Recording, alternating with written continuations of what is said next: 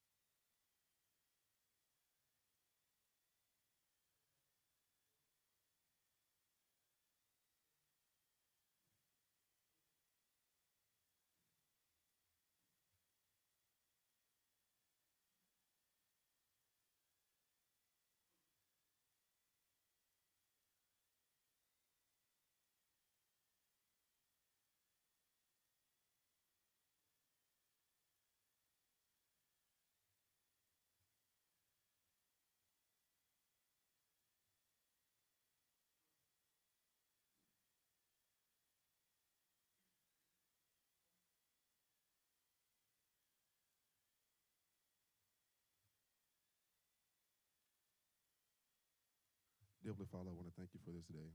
I thank you for allowing us all to gather here, Lord. I ask that you continue to watch over this university, our university leadership, this board, and I just thank you for all that you have done and will continue to do for us, Lord. Continue to make our university a shining light on the hill and continue to watch over us all. In your name I pray, amen. Dearly Father, I want to thank you for this day. I thank you for allowing us all to gather here, Lord. I ask that you continue to watch over this university, our university leadership, this board, and I just thank you. I pledge allegiance to the flag of the United States of America and to the republic for which it stands, one nation, under God, indivisible, with liberty and justice for all.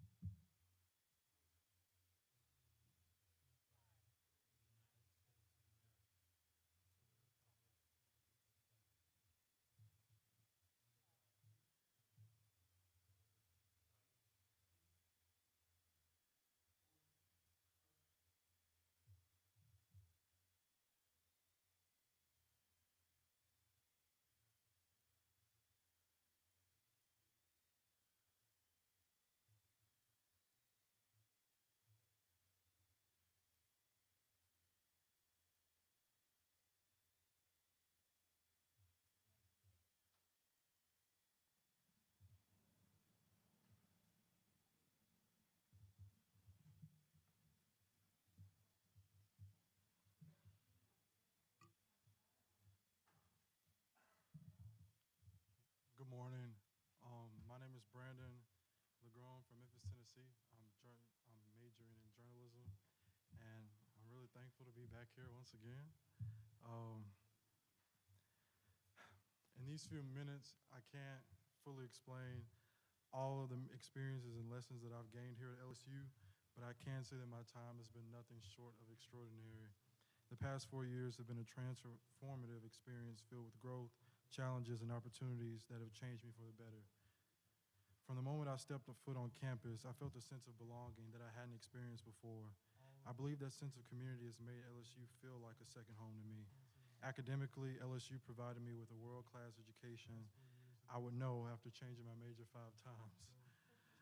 Professors like Lorraine Sims, Jeff Gauger, and Tiffany Smith, just to name a few, are truly experts in their field, but also are approachable and dedicated to helping students succeed. Beyond the classroom, LSU has taught me that setbacks and obstacles are just another moment for opportunities for growth and self-discovery. In some of my lowest moments, I quickly realized that LSU is a place that people genuinely care for one another. Two people in particular that have been a godsend to me, Mr. Brandon Smith, who I met through the President's Millennial Scholars Program, and Mr. Emmanuel Ayiko, who is my residential coordinator. Their unwavering support is something that will stay with me forever. In closing, I would like to give a special and my deepest appreciation to Supervisor Jones and all the other supervisors who have made mine and many other students' college journey possible. Your generosity has not only eased the financial burden, but also fueled the determination to succeed and give back to future generations. I carry the invaluable lessons I've learned here at LSU and my profound gratitude for your unwavering support. Thank you for believing in students like me and investing in our education and ensuring that LSU's legacy continues to shine brightly. We are proof that with the right opportunities and support, dreams can come true. Thank you again.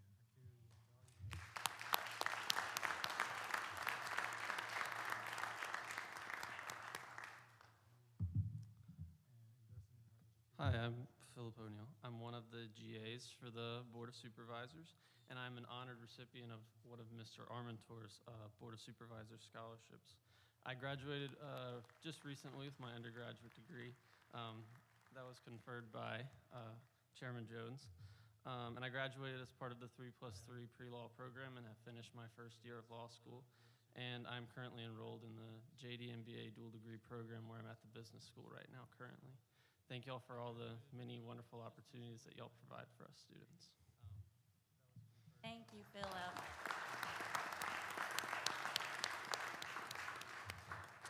Hello, I'm Javen Bowman.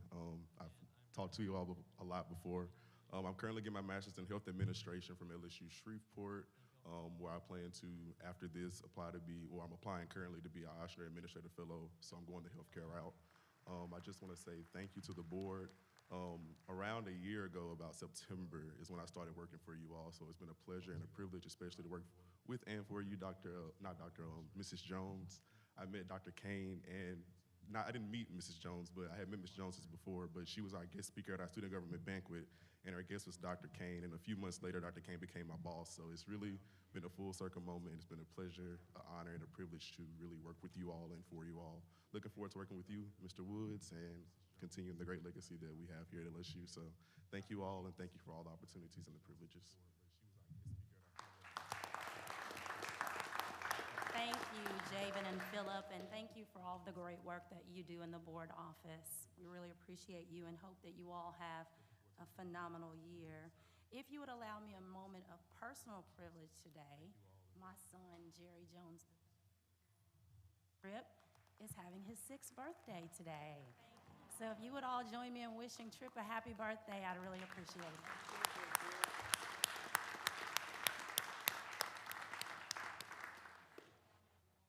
At this time, we'd like to extend a warm welcome to our new Chancellor, Dr. Robert Smith. He is the Chancellor of LSU Shreveport. So welcome. Great to have you. Ms. Marilyn, has anyone registered for public comment? Unless there is any objection, I move that we recess for committee meetings. Second? Seconded by Mr. Supervisor Williams. Any objection? Hearing none, the board is in recess. Supervisor Warner, please convene the Research and Agricultural Committee. Thank you, Madam Chair, and I'd like to extend my thanks for you appointing me in this position to follow the year that former Chairman Starnes appointed me. It's been a great privilege, and thank you so much for your leadership. Marilyn, would you please call roll? Mr. Armentor. Brown. Morris. Barnes. Here.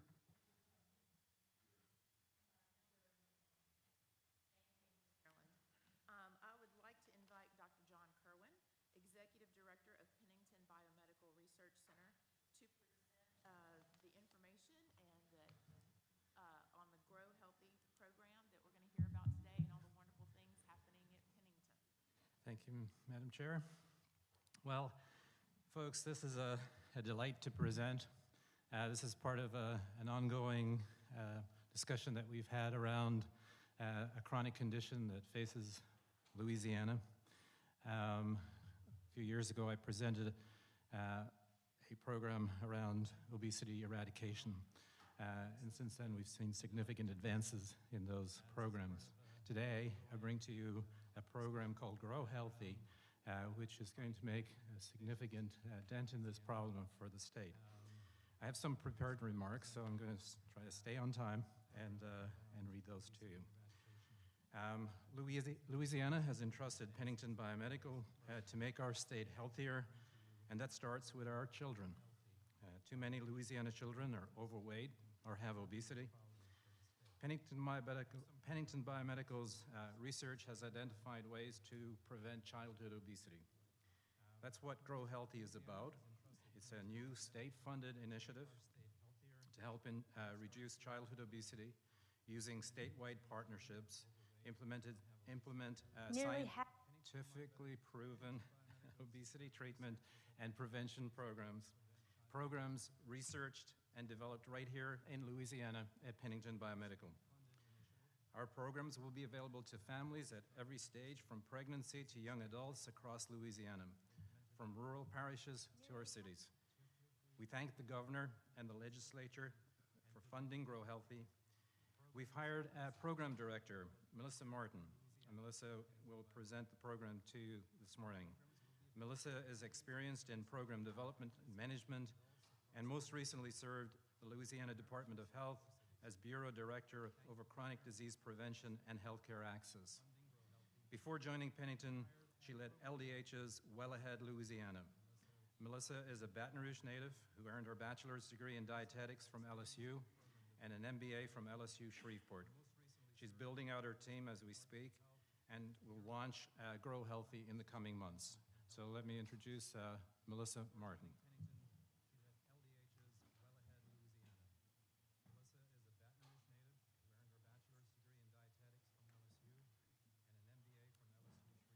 Thank you, Dr. Kerwin. And I think before I get started, there should be a video to play for you. Nearly half of Louisiana's children have obesity or are overweight. But like all moms, I want my child to have a healthy start in life, and so do the scientists at LSU's Pennington Biomedical Research Center. Through their research, they developed Grow Healthy, a Louisiana childhood obesity prevention and treatment initiative that includes families, caregivers, physicians, and teachers. Grow Healthy will be launched next year thanks to new state funding. This initiative will involve community partners statewide to improve the quality of life for our children while saving Louisiana billions of healthcare dollars. LSU's Pennington Biomedical Research Center is an international leader in obesity and diabetes research here in Louisiana. For more information, visit pbrc.edu. Thank you, Madam Chair Jones, for your message and talking about the importance of prevention and treatment of childhood obesity. And thank you for the introduction, Dr. Kerwin. Good morning, I'm Melissa Martin, and I have the privilege of serving as the director for the new Grow Healthy initiative. This is National Childhood Obesity Awareness Month, and it's a great time to highlight all the work that Pennington Biomedical is doing to combat obesity. Many people don't realize that our children today are being diagnosed with health conditions such as type 2 diabetes, high blood pressure, bone and joint problems, and respiratory problems such as asthma. The early onset of these health conditions and diseases means for the first time, some parents may outlive their children. Pennington Biomedical's work will increase the quality of life for children today and generations to come. Through the Grow Healthy initiative, Pennington Biomedical is translating its research into community action. Our scientists have developed programs, practices, a variety of tools and other resources that will allow community leaders, healthcare providers, teachers, parents, and of course, kids, to be able to practice prevention and treatment for childhood obesity. These resources are going to be made available to communities, and we hope to be able to expand the access and the reach of Pennington Biomedical's evidence-based practices. If you could go to the next slide, please. Thank you. Pennington Biomedical Grow Healthy Initiative is addressing obesity across 4 different population types. The first population is expectant mothers and parents of infants. Our research tells us that the risk for childhood obesity begins before birth. So helping mothers have a healthy pregnancy and providing guidance on optimal feeding practices for infants is critical. The second priority population is preschool children. Child care centers and early education settings are a great opportunity to implement strategies that support prevention and supportive environments for these children. Third is our school-age children. Healthy eating and physical activity interventions that are adapted for our school children's kind of real-life introduction will be offered at that point. And then in priority population 4 is our adolescents and our young adults. We want to work with our adolescents to modify behaviors that contribute to adult obesity, as well as offer treatment in the form of medication and bariatric surgery for those adolescents and young adults with severe obesity, really to help combat their future of chronic disease as adults. Next slide. With partners across the state, the initiative will enhance the community's capacity for a healthy environment, implement impactful and innovative services, and use technology to help support health behaviors. Launching in early 2024, we'll have a virtual health hub that will provide all available resources in conjunction with Pennington Biomedical staff to support implementation throughout communities in the state. Various education outlets such as social media, webinars, trainings, podcasts, you name it, will all be available for information and training on childhood obesity topics such as stigma reduction, behavior modification, healthy eating, physical activity recommendations, and many more. Pennington Biomedical thanks you for your ongoing support and looks forward to sharing our research with not just you, but all of Louisiana residents in the upcoming year. Thank you. Thank you, Ms. Martin. If you could remain at the microphone for just a moment, we might have some questions. Okay. I do. Thank you for that presentation. I'm very excited about, we know about this program. We know that this is one of the major health issues for not just our children, but in our state. Could you go into a little depth about who our partners are when you talk about partners in the presentation and how we're reaching out into the communities? Absolutely. So we're looking to identify partners that are already working in this space, so already working to advance health, public health practitioners, so our area health education centers, the Department of Education, the Department of Health, as well as other organizations that are funded federally to support rural communities, like the Health Enrichment Network and the Eat, Move, Grow program that do a lot in the school-based setting. LACY, which is the Association for Early Childhood Education, and the LSU Early Childhood Education Center here on campus. Other partners will include healthcare systems. So we've worked with recently Our Lady of the Lake and their weight nutrition clinic, as well as several of their pediatricians, especially Dr. Katie Queen, who has a focus on childhood obesity. So we really are still building that partnership base, but it will be within really that healthcare setting, public health practice, as well as within the education system that will be helping us really move this forward. Building quite a network. We're trying to. We got a lot of work to do in this state around childhood obesity. It's worth the effort. Madam Chair. Thank you, Ms. Martin, for your presentation, and I heard you mention bariatric surgery.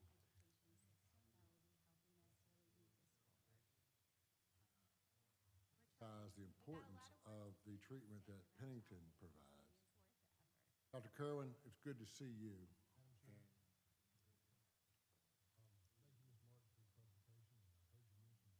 have had bariatric surgery performed upon me by doctors from Pennington. Resulted in about a 140-pound weight loss, but more importantly, I'm no longer diabetic. All the credit to the wonderful health care.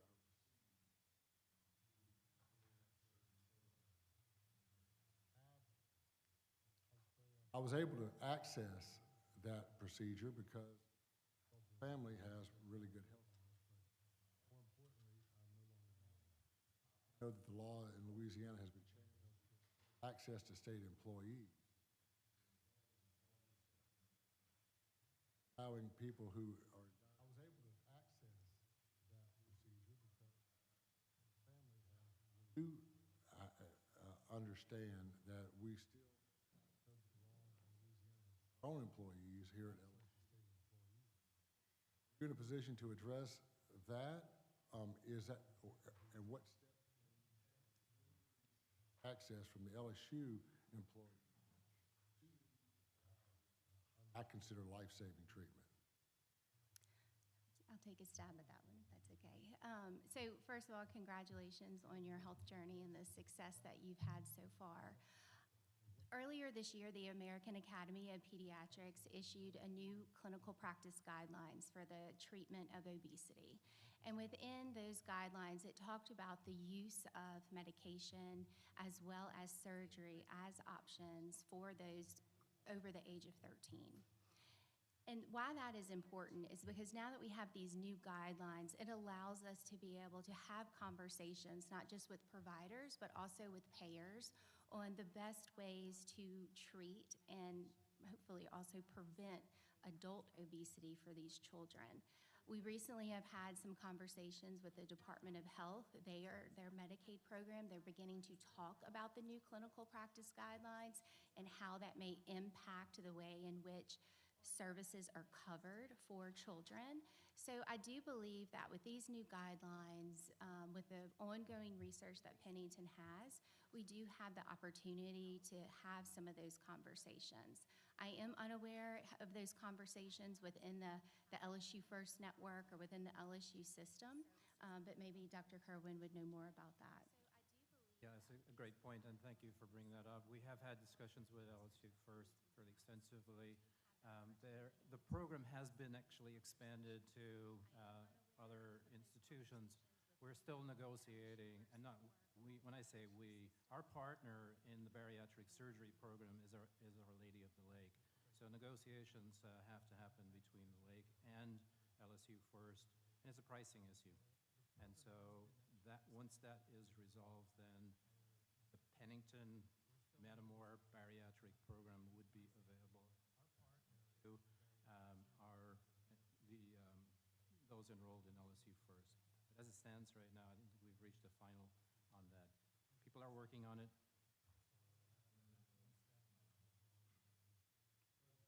Answers very much.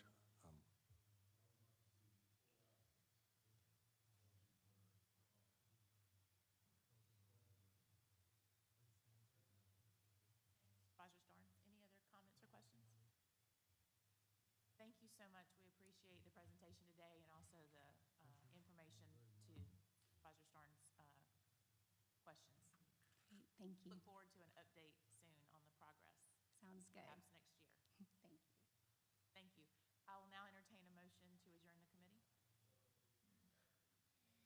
Motion by Mr. Morrow, seconded by Mr. Zuslag. Without hearing any opposition. Thank you, Madam Chairman. Thank you, Supervisor Warner. Supervisor Brown, please convene the academic committee.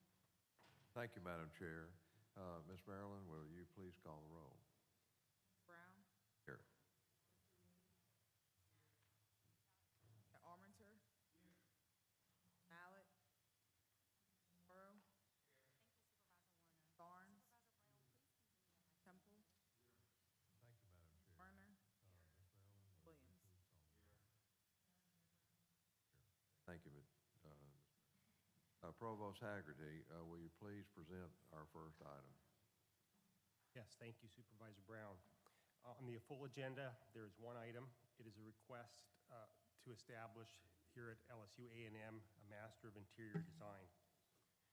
This is a 2-year post-professional program open to graduates from baccalaureate programs such as architecture.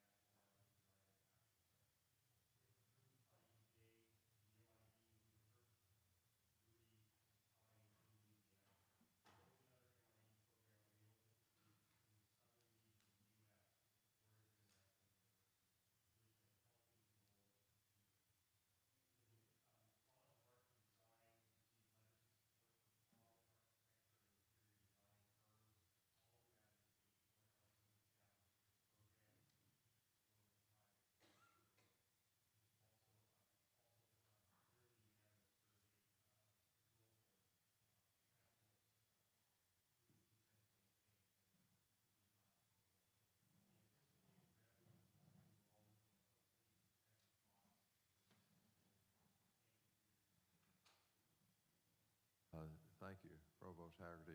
Are there any questions or comments? Not, is there a motion to accept the proposal? Warner, thank you. Got a second?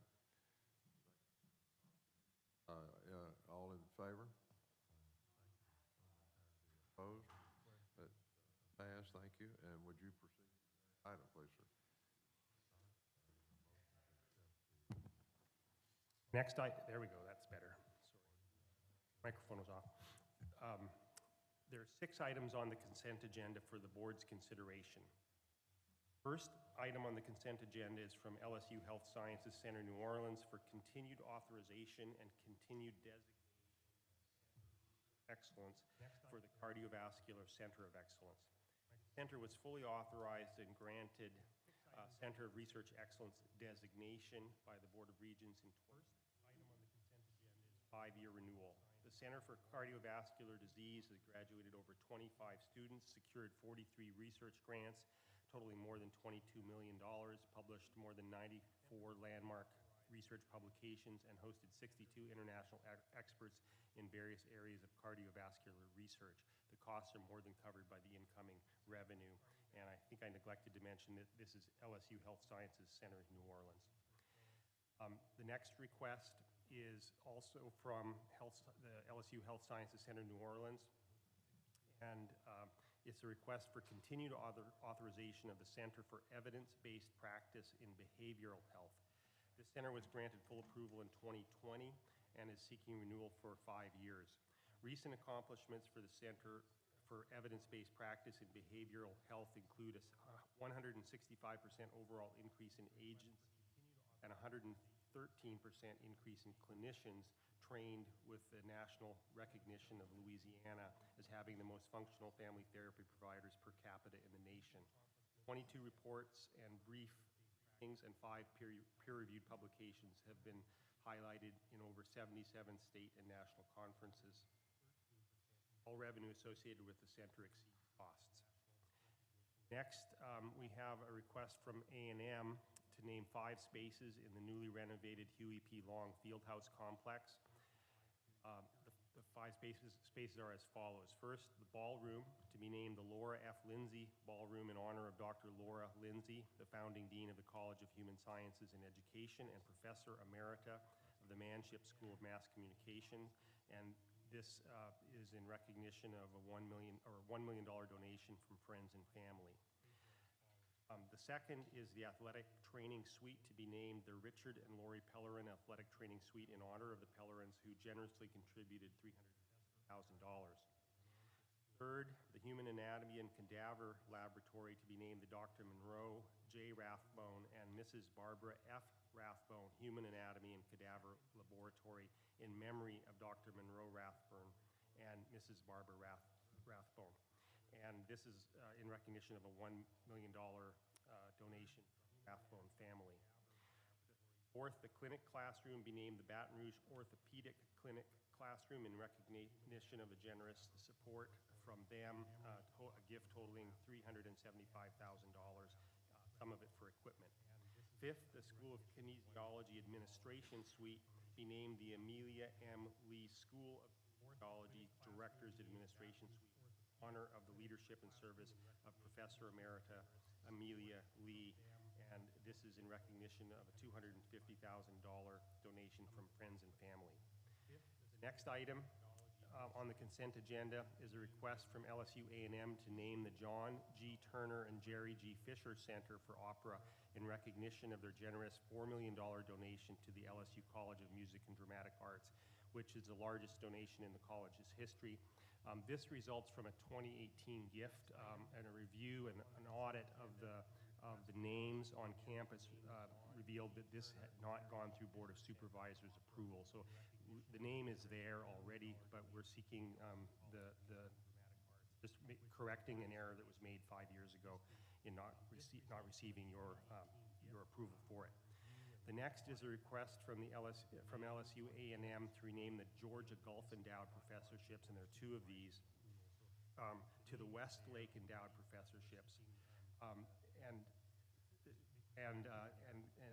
this is because of the August 2016 acquisition of the Axial Corporation, which was the successor to Georgia Gulf. So the owner of the entity that gave the gift is now the Westlake Corporation, and so it would be renamed. Last item on the consent agenda is a request from LSU Health Sciences Center New Orleans to name the Dora Jean Edwards Emergency Department, which is in the Lolly Kemp Regional Medical Center. This is in honor of Dora Jean Edwards, who served for more than 2 decades in an exemplary fashion as a nurse in the emergency department, and Mrs. Dora Jean Edwards is Governor John Bell Edwards' mother. Thank you for your consideration of these consent agenda items. Accept the all items. Supervisor Starnes, are there any questions before we have? Okay, so seconded. Good. Well, thank you for that great report. All in favor? Any opposed? The motion approved. Thank you, sir. Then I would accept the motion to adjourn. Supervisor Armitage, yes. Supervisor Morrow. All in favor? The motion adjourned, Madam Chair. Thank you. Supervisor Brown. Supervisor Morrow, please convene the Finance Committee.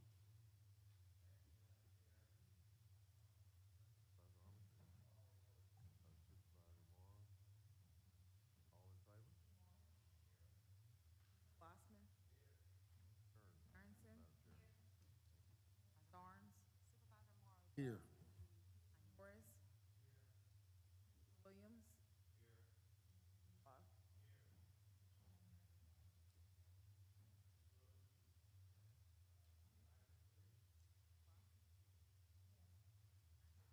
Yes, Mr. Chairman.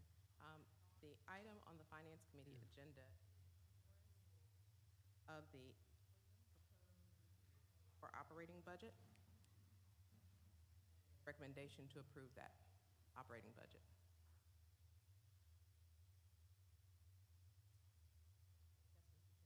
Having trouble with the mouse moving forward.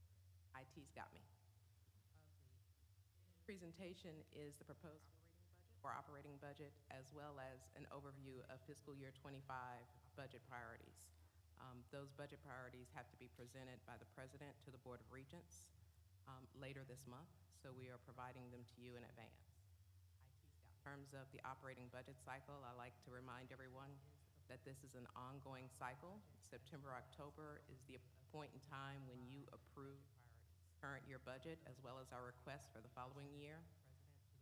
November through February, those requests are going through the administrative process with the Division of Administration, the Governor's Office, and governor's executive budget. March through June, of course, is legislative action, and we get to July to August, and we implement everything and close out the last year. I will remind you that our priorities for this year that we presented to you all last year included the Scholarship First Pentagon and STEM initiatives across the system. Our ask to the legislature was $18.4 million for that. We also focused on faculty and staff pay raises, $15.5 million for salary competitiveness, a request for funding for our NCI designation pursuit, maintaining and enhancing research and statewide extension presence through our Ag Center, and of course, graduate education, focusing on stipends and health insurance for our graduate assistants, as well as research investments. A request for funding for our NCI designation pursuit, maintaining and enhancing research and statewide extension presence through our Ag Center, and of course, graduate education.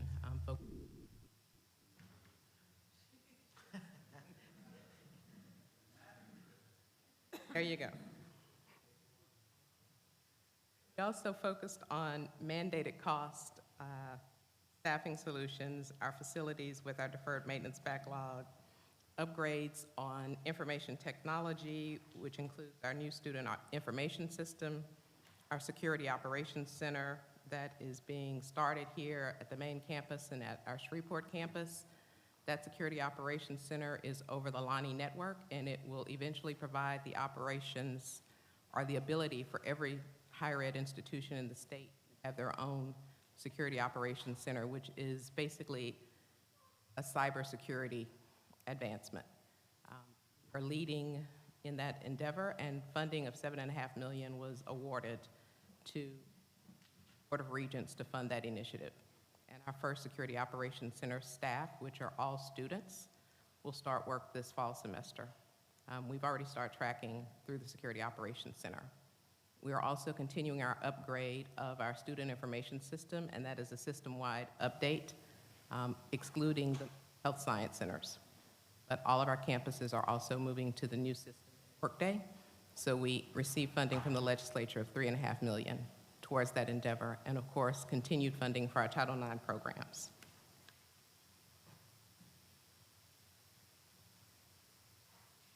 In terms of the LSU system total revenue received, we are at $1.3 billion in funding across all of our institutions.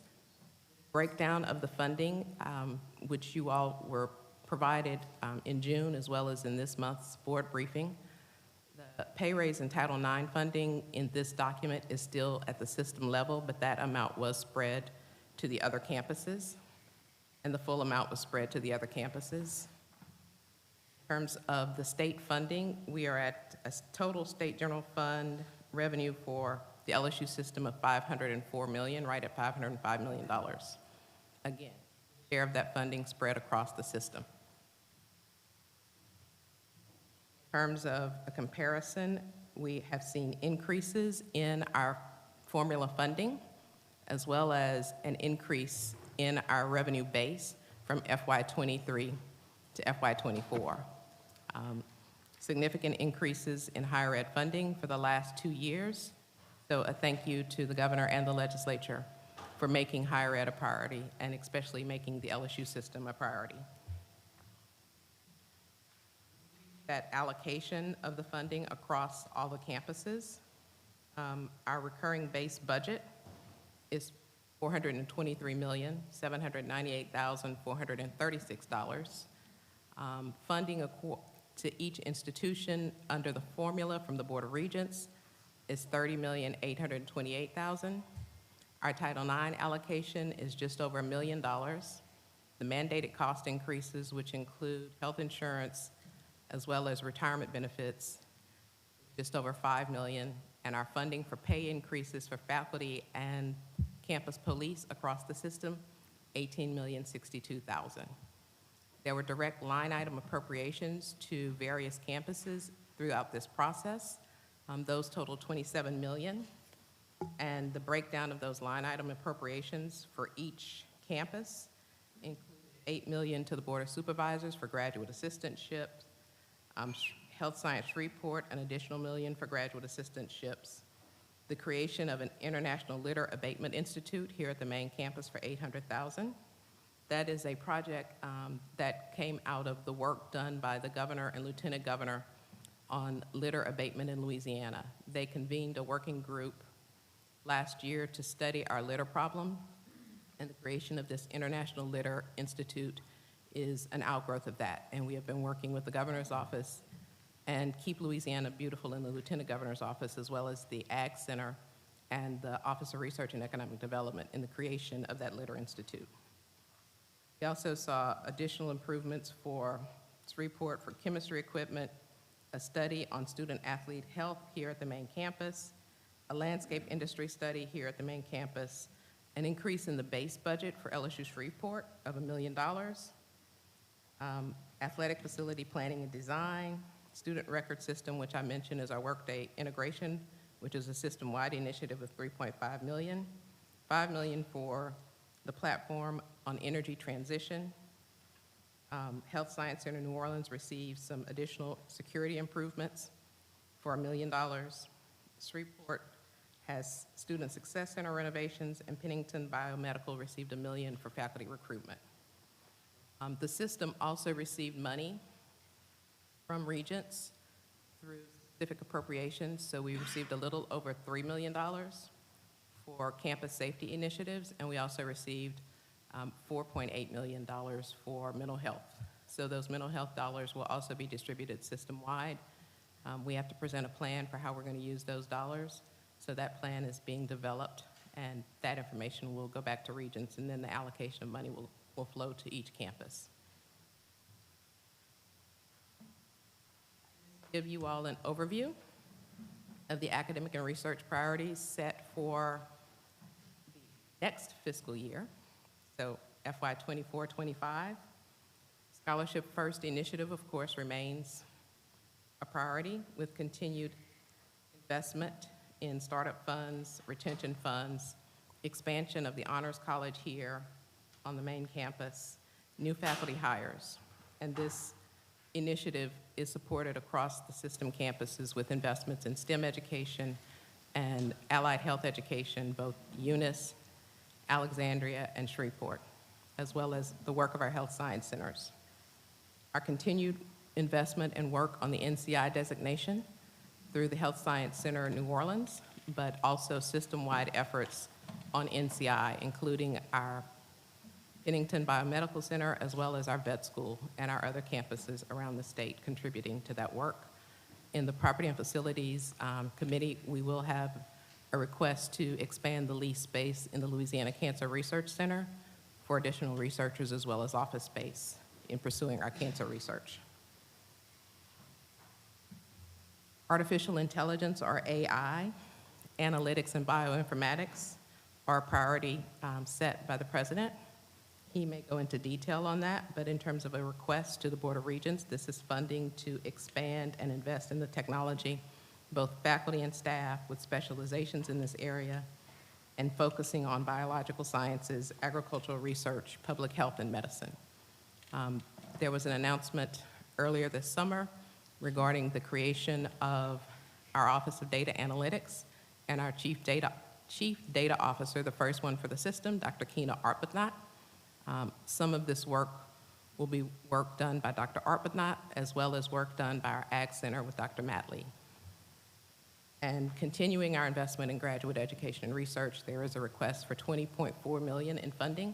That request for funding covers the cost of providing our graduate students with a $23,000 stipend, as well as providing our graduate students with 75% of the cost of health insurance. And hopefully this will allow us to expand our PhD programs and have more students coming in to provide research assistance and education. Salary competitiveness, again, faculty and staff pay raises. Last year, the legislature provided faculty pay raises. We will again ask for faculty and staff pay raises to fund the cost of providing a 5% faculty and staff increase. Student success is a theme that you will hear from all of our campuses. It's not just a matter of us being a university. Our purpose is to educate the students that come in. We recruit them, but we need to retain them, and we need to graduate them through the process. So this is a focus on funding to improve student success with the addition of student success teams, academic advisors, and the support of our students' mental health. So the one-year funding that we received this year, we will be asking for continuation of that funding for the mental health programs that support our students. Campus safety. You heard a lot from us on campus safety. We have made improvements at various campuses on the campus safety front, including our camera system, improvements to security lighting. If you're on campus over the weekend, please take time to walk through the quad, check out the Law Center parking lot, Touchdown Village parking. All of those have new and improved lighting as part of the campus lighting initiative. And we have work underway to expand to have blue light access at this campus as well as other campuses around the system. The other part of the campus safety initiative is emergency preparedness. We are asking for the first phase of funding to ensure that we have generator access for our buildings. If we have an event that we lose power, we don't want our students to be inconvenienced in not having power, not having AC, but more importantly, not being able to reside on this campus if there's an outage for an extended time. And that is true of all of our campuses. We had a power outage at LSU Eunice recently. Our teams worked together to correct the situation, but generator power would have made that a lot easier to deal with than having to come up with creative solutions as to how we would handle it just the week before classes were set to start. So we know the need, and we request for those dollars. Lastly, but definitely not important, is of course our Title IX funding for the system. That covers the update or overview, and I would ask for approval of that resolution.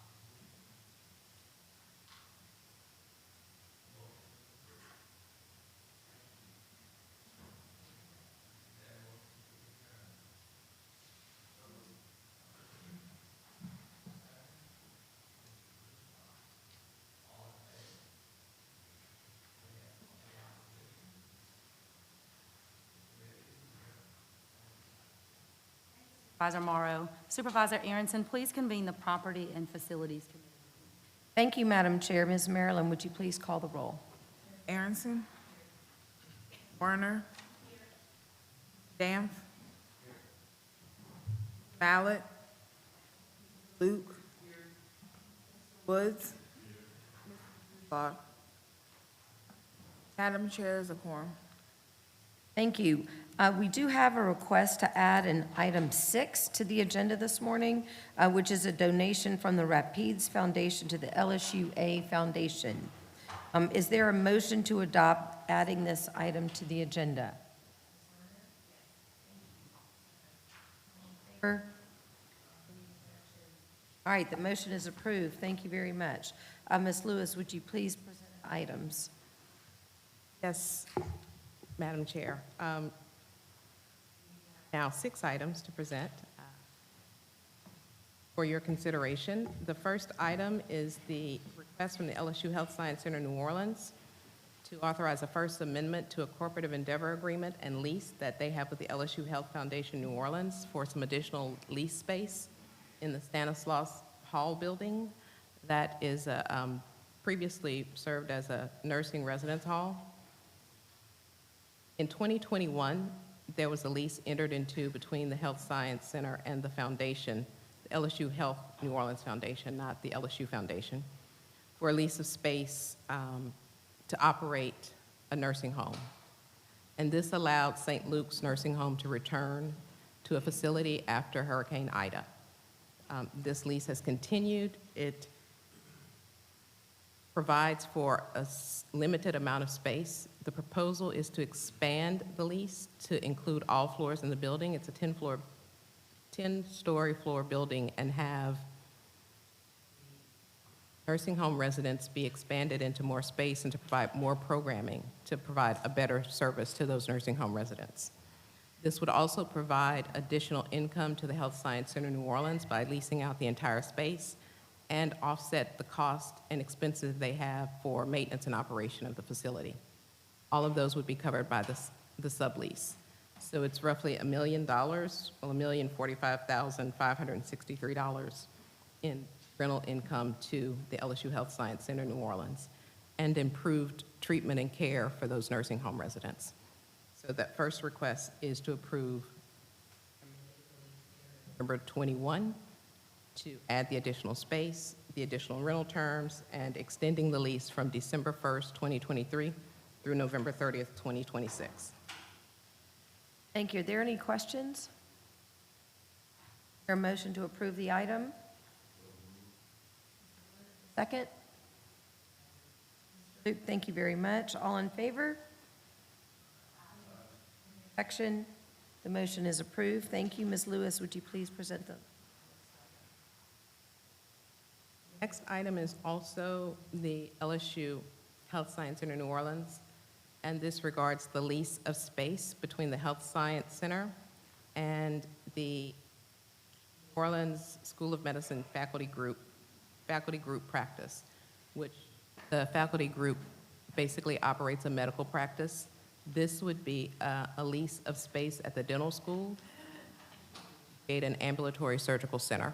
That space is currently available. It has not been occupied as an ambulatory surgical center, but under the terms of this lease, the faculty practice group would operate and hire all staff to operate the facility, and they would do any repairs necessary to move the facility into operations. The Health Science Center is responsible for providing equipment and the space. There is no direct payment of rent for this lease, but it does expand opportunities for clinical practice as well as providing health care to the recipients in the area, including an expanded Medicaid population. The first phase of the ambulatory surgical care will be oral surgery, but the desire is to expand beyond that to include other areas, including orthopedic surgery, ophthalmology, and a few other areas that I have to look because they just escaped my mind. But the first phase will be operational with oral surgery, and that would expand the areas offered by the dental school to their patients. Wonderful. Thank you. Are there any questions? Is there a motion to approve the item? Second, Jimmy, thank you very much. All in favor? Objection? The motion is approved. Ms. Lewis? LSU Health Science New Orleans Day is here also. But the next item is an amendment to the lease with the Louisiana Cancer Research Center. We currently occupy space in that building to do clinical research in cancer care. This request is an expansion of the space that we currently occupy, including an office space and additional lab space. As mentioned before, in our NCI designation, we are bringing in additional researchers, and they will need space. So this is a request to amend the lease for additional space. The terms of the lease remain the same. There's no increase in price as a result. Any questions? Is there a motion to approve the item? Supervisor Woods, thank you. Supervisor Damp, thank you. All in favor? Objection? The motion is approved.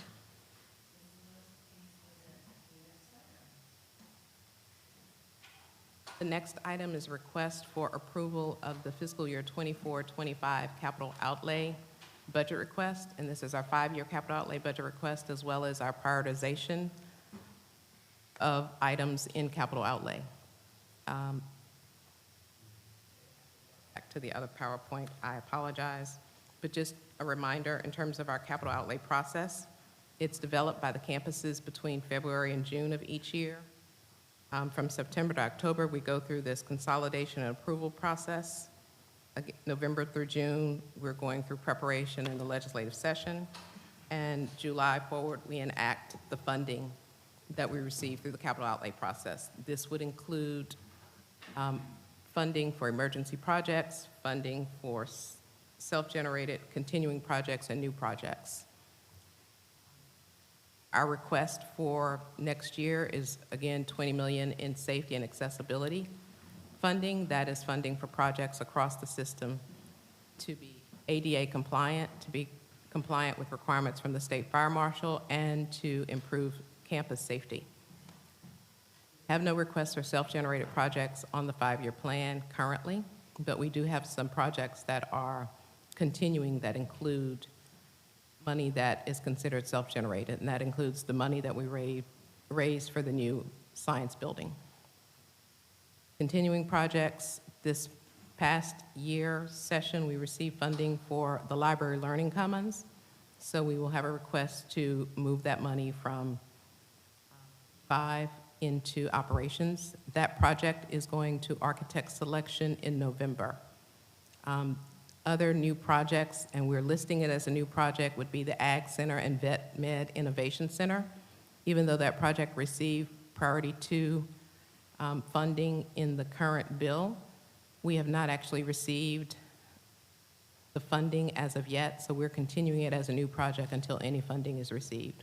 But again, one of the president's priorities for improvements,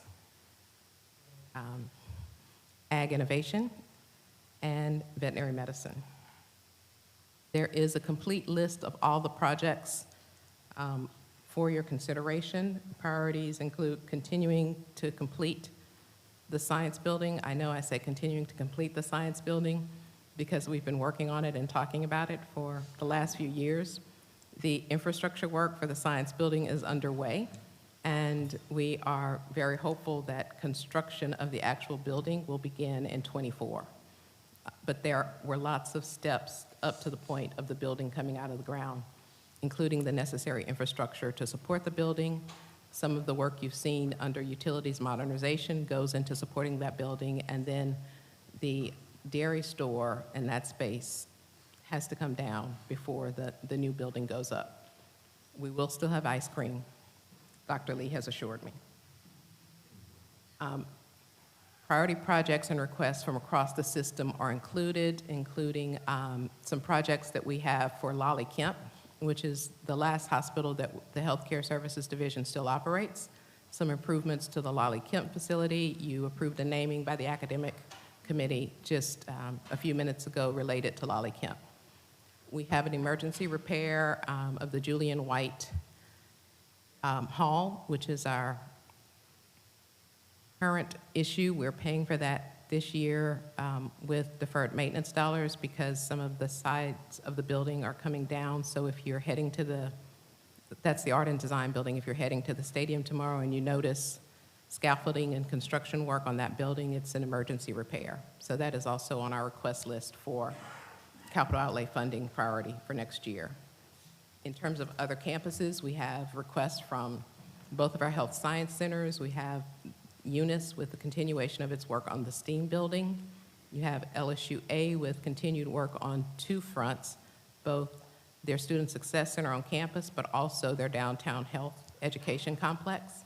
The next item after, the 6th item added to the agenda relates to a donation for that facility.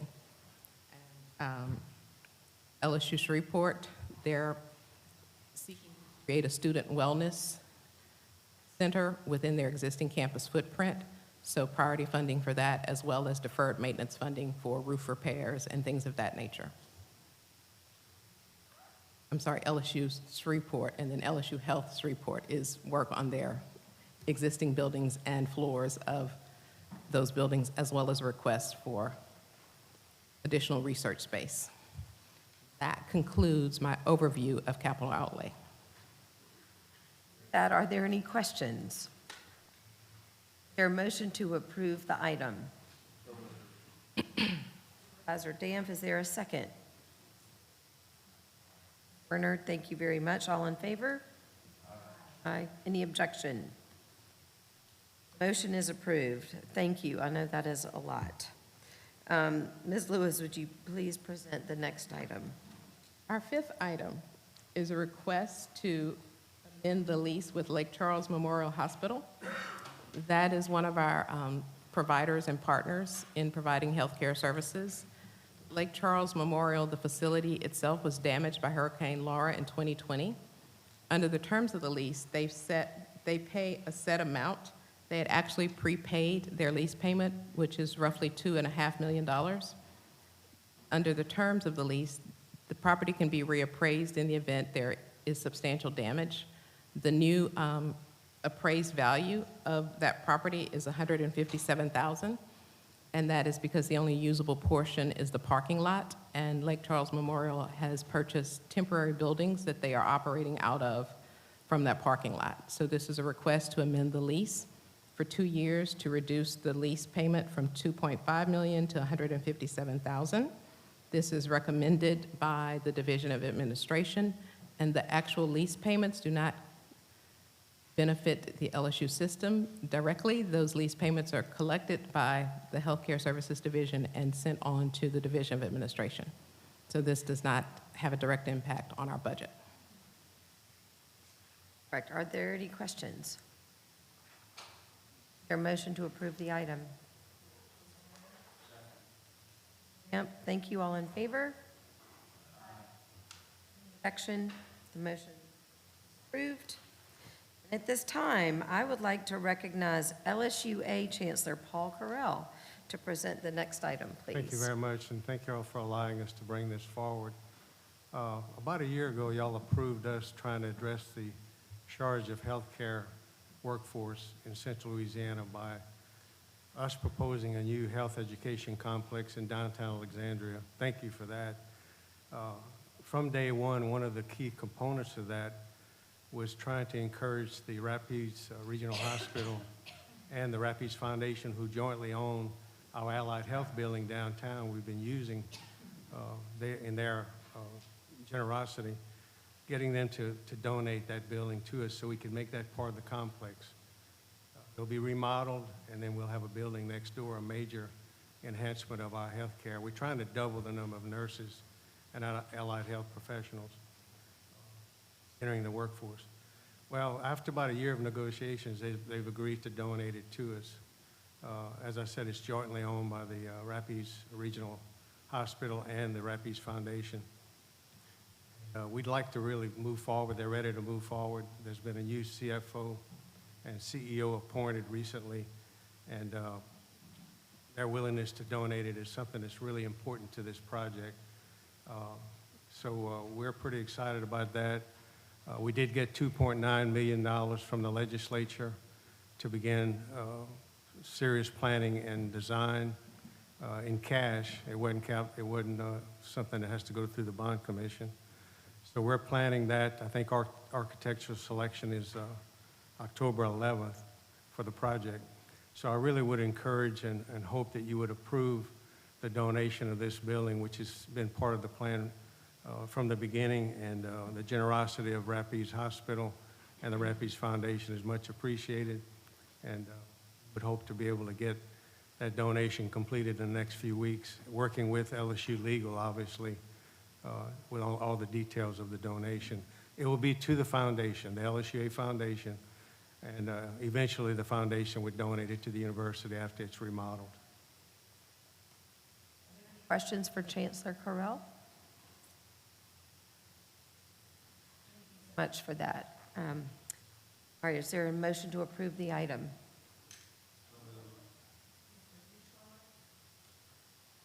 Second?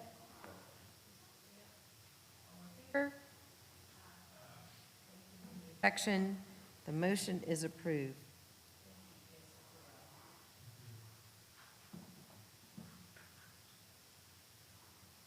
Well, okay, is there a motion to adjourn the committee? Stamp, all in favor? Objection? The committee. Thank you, Supervisor Aronson. Supervisor Temple, please convene.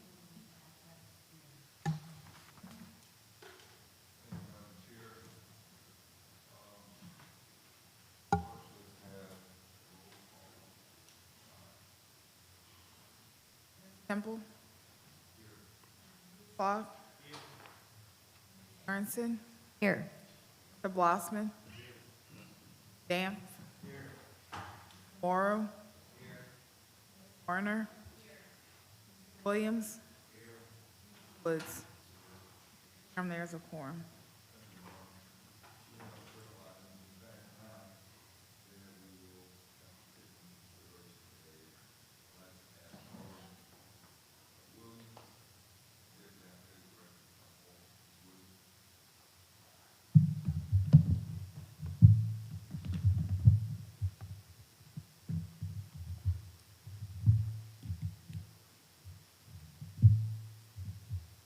Good morning, Supervisors. We have several items for your consideration today. First, we'll begin with employment contracts. First is the new employment agreement for cut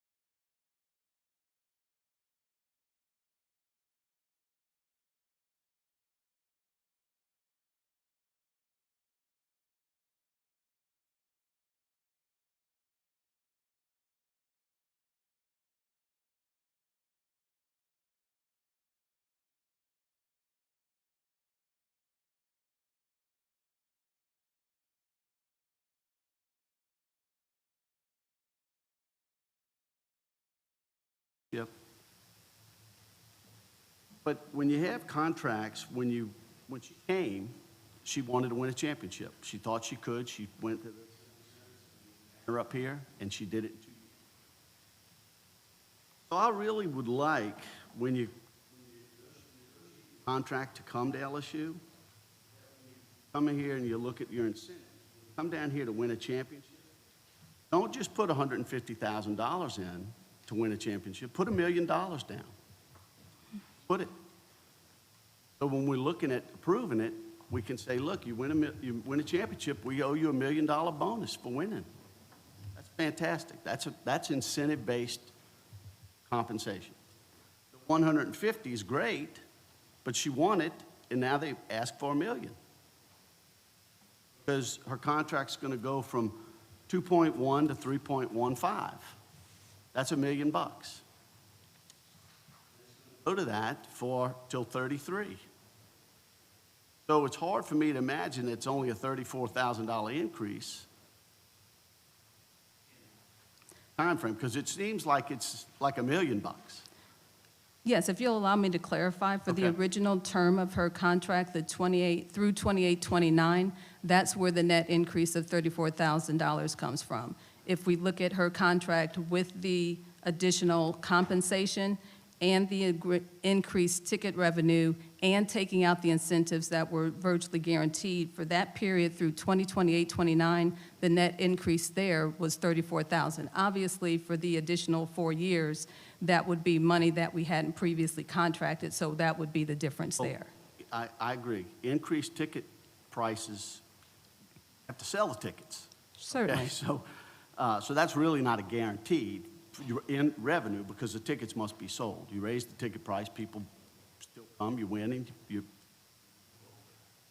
but it's more than $34,000 when you look at year 2024. Her salary was $2,195,000, and it's going to go to 3.15. That is $1 million difference. Right. Per pay. I'm sorry. I'm not asking where it's coming from, because LSU's not paying. This is donors kicking in the money. I get that. But it's still money. So from 2.195 to 3.15 is $1 million.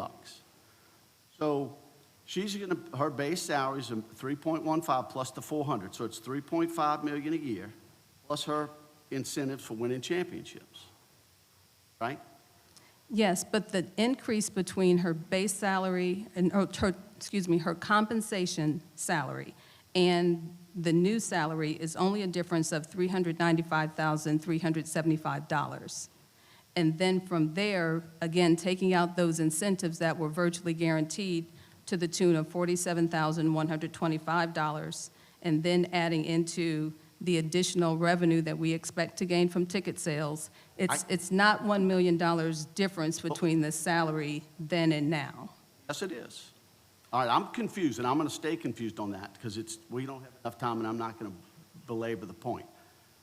All I know is 3.15 plus the 400 is right at 3.5 million. Next year is different than next year's salary of 2.5. Okay? That's just very simple. For next year's compensation, July 1st, 23 through June 30th, 24, it says 2.195. That's what it says, plus the 400, so that's right at 2.5 million. Add what she's asking for, the 3.15 plus the 4, that is 3.5 million. That is a difference of $1 million. No, I think you're adding the base plus the... I'm adding the base. Excuse me. Yes. Ask Madam Chair to allow me to... I'm going to be finished in 1 second. This isn't even a substitute motion or anything like that. It's not a bad idea to have some incentive to win, and to have your contract like it is, and just each year you win a championship, keep everything like it is, and go to the 33, but just pay $1 million to win it. plus all the other things that clip along, it's like $1.5 million to win the championship. Very simple. Keep yourself motivated to win championships. Not that she isn't, because she is clearly motivated. More energy than anybody I ever met in my whole life. So that's just food for thought. That's it. Thank you. I'm authorizing you to,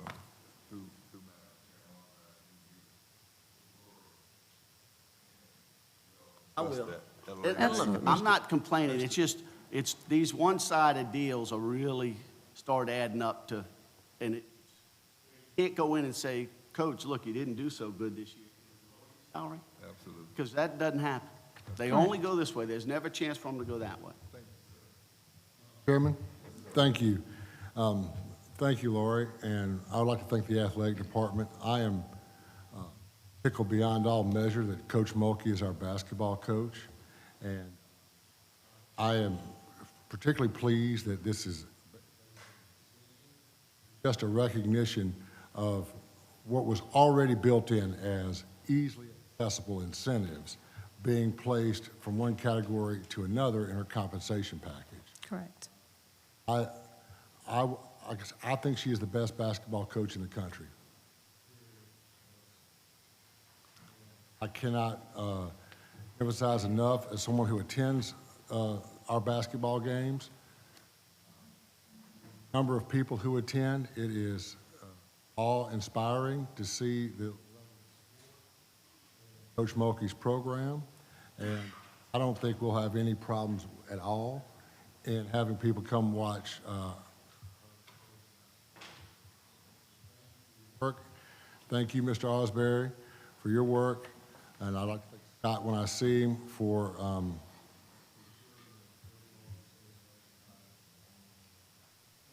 Supervisor Starnes.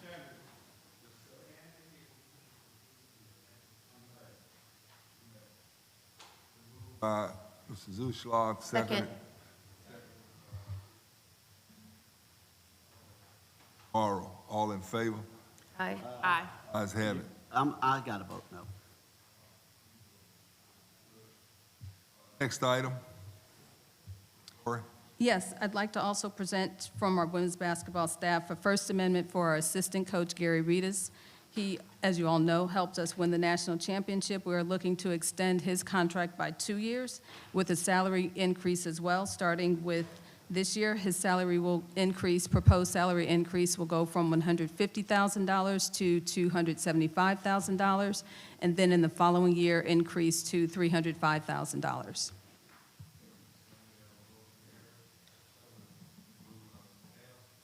Seconded by Ms. Aronson, all in favor? Aye. Ayes have it, and it's so ordered. Next item, Lori. Next is our associate head coach, Bob Starkey, of our women's basketball program. Again, same accolades, and we are looking to extend his contract by 1 year to end in June 30th of 2026, with an increased salary of $275,000 currently, which will go to $355,000, and then $413,000 the following year.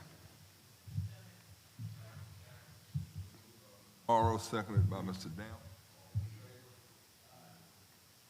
Ayes have it, so ordered. Item, Ms. Williams. Okay. Next, we have a second amendment to our head gymnastics coach, Jay Clark. We are looking to extend his contract by 2 years as well, ending June 30th of 2027. His base salary will remain unchanged at $280,000. Second. It's moved by Ms. Warner. Second. Seconded by Ms. Aronson, all in favor? Aye. Ayes have it, and it's so ordered. Next item, Lori. Okay, we are presenting to you the term sheet for our our baseball pitching coach, Nathan Yeski. He is a 2-time National Pitching Coach of the Year, and his team, he led his team at Oregon State to the 2018 College World Series Championship, and we are looking to put in place a 3-year contract, which will end June 30th, 2026, with annual compensation of $400,000. Motion seconded by Mr. Damp, all in Aye. Ayes have it, and so ordered. Next item. Okay. Next for your consideration is increases to our complimentary ticket and parking distribution policy. Because of the variation and the fluctuation with recruiting needs and our personnel changes within the athletics department, we're asking for the authority to amend that on an annual basis, and it's the allocation of our complimentary tickets as well as our complimentary parking for our staff members. For example, currently, our policy does not allow for our football analysts to receive complimentary tickets. As you can imagine, they're on the field doing their work in the press box during game day, but they cannot provide complimentary tickets to their family members. This would purely give us the flexibility to adapt to the fluctuations from recruiting as well as personnel changes. We would make these changes on an annual basis when necessary in consultation with the board chairman as well as the chair of the athletics committee. And they will be posted on the board website for view, public view. Questions regarding this item? Yeah, I have a quick question on that. That is for the employees, right? It is for university employees, guests, special needs, service personnel, press box seating, as well as athletics department personnel, for all of those groups. You're welcome. Williams? What is the change? In other words, what is the policy now and what is being changed? The policy right now prescriptively identifies the number of tickets per staff member based on title. So again, in the example that I provided, our football analysts are not listed on that list at all, so they would not receive any complimentary tickets. So if they wanted their family members to attend a football game, which they've prepared the team all season, they would have to pay for those tickets. So it provides the flexibility to expand the list to include those personnel either within the athletics department or our government officials, university officials, to be included for an annual basis to make sure that they have an allocation of tickets. And again, because of recruiting purposes, in 1 year we may be able to accommodate 4 tickets, but perhaps the next year we need to reduce it to 2 because of recruiting needs. So we want the availability and flexibility to change that on an annual basis depending on the needs of the department. Right now, it's fixed, and so anytime you need to change it, you have to... Come back every time, yes, sir.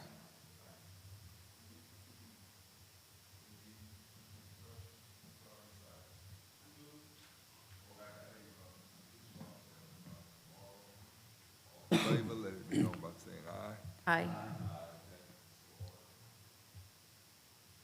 Okay, next we have football season ticket changes. These changes include both decreases in the prices of our season tickets as well as increases.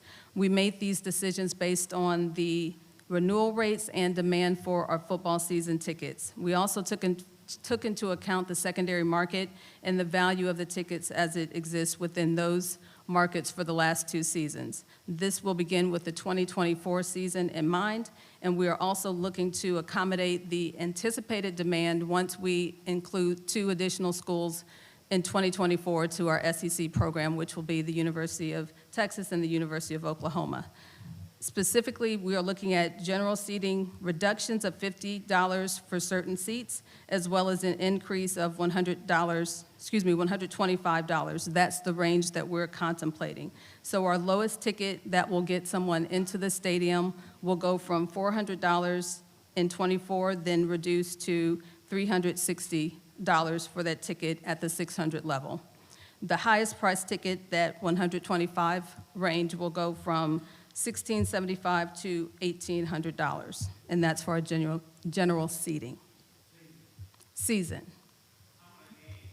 This is contemplating 7 home games.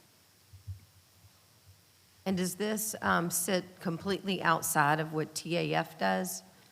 Yes, this is just for the tickets. What I'm talking about right now is just ticket prices. Sorry. I have a question. Is this part of the process that athletic director, the chairman of the board, and the chairman of the athletics committee decide on the increase, not the full board? No, this is a different, I think you're talking about another provision. This is one that is coming to you all, and if we want to make changes, we would come back to you all again.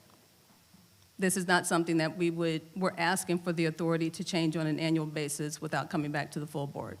Not asking for that. No, that is not this this proposal. There's a second one coming up.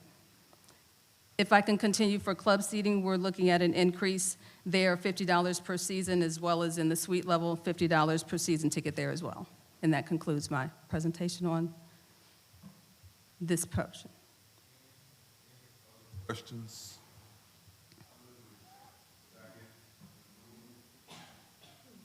Now, seconded by Mr. Williams.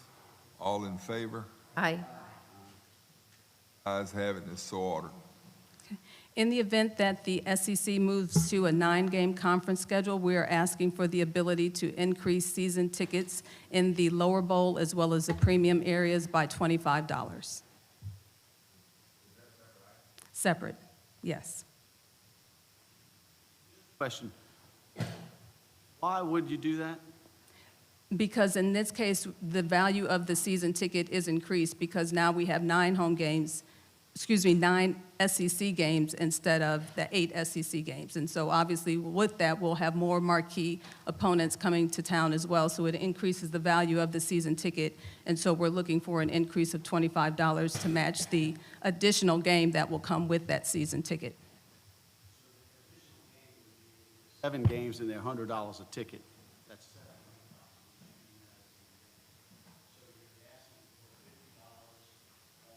all 7 tickets? Or are you asking on the No, one game? no, it would be $25 increase for the season ticket for the premium areas and the lower. 7 games, that's top of what we just did. Wait, I'm sorry, say that again? You said you're getting 7, if you go to 7 home games? No, I said if the conference moves from 8 conference games to 9 conference games, so that's an additional 1 conference opponent. It might not be at home. This is for conference opponents, Oh, okay. period. Yeah. This is separate from another proposal that's coming up that you might be thinking about. But yes, this is a $25 increase in the lower bowl and the premium seating for $25 on the season ticket. Season ticket.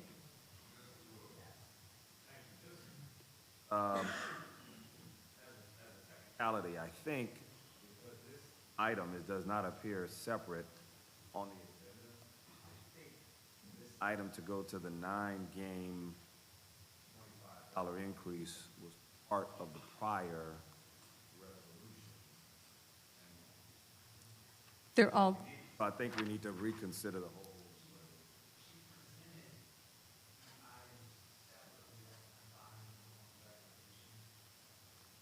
Voted on part of it. I'm going to have an issue where it's not on the agenda and we're voting.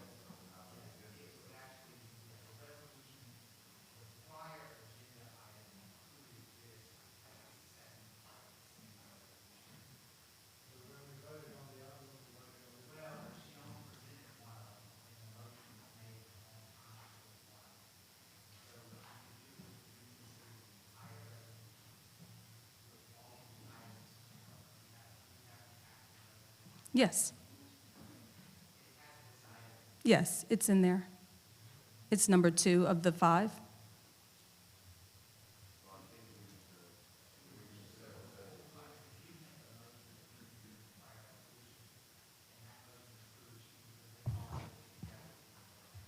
So moved.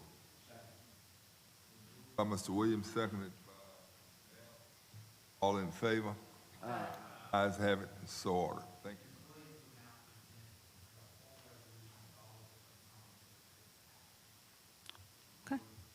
Okay, continuing on with the next item, it is the student ticket increases. We are proposing that the increases take place over a 3-year period. This will include both the general admission seating as well as the reserve seating. The ranges for the average increase is $19 for the for the general admission and approximately $21 per season ticket increase for the reserved. If you would like the specific numbers, I can provide those to you as well.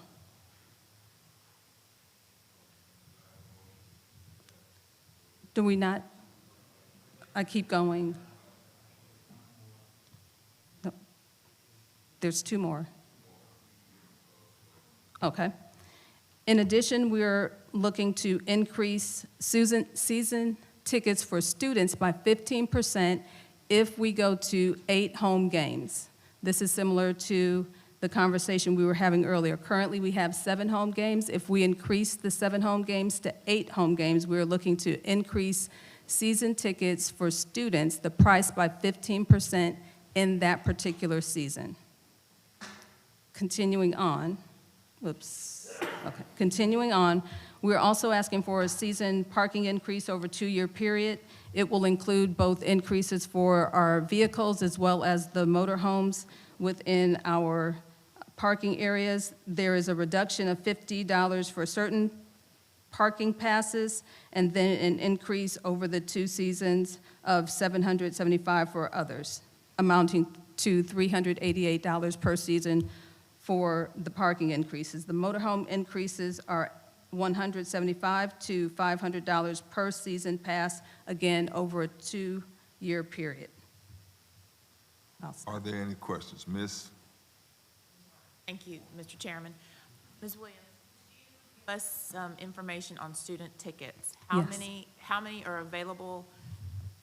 How our students go through the procurement process for tickets and how they're allocated, and then what the price is now versus what we're about to approve? Yes, currently the price for a general admission student ticket is $84. It will increase in the first year to $105, in the next year $125, and then the year after that $140. $140 is the last year, 2026.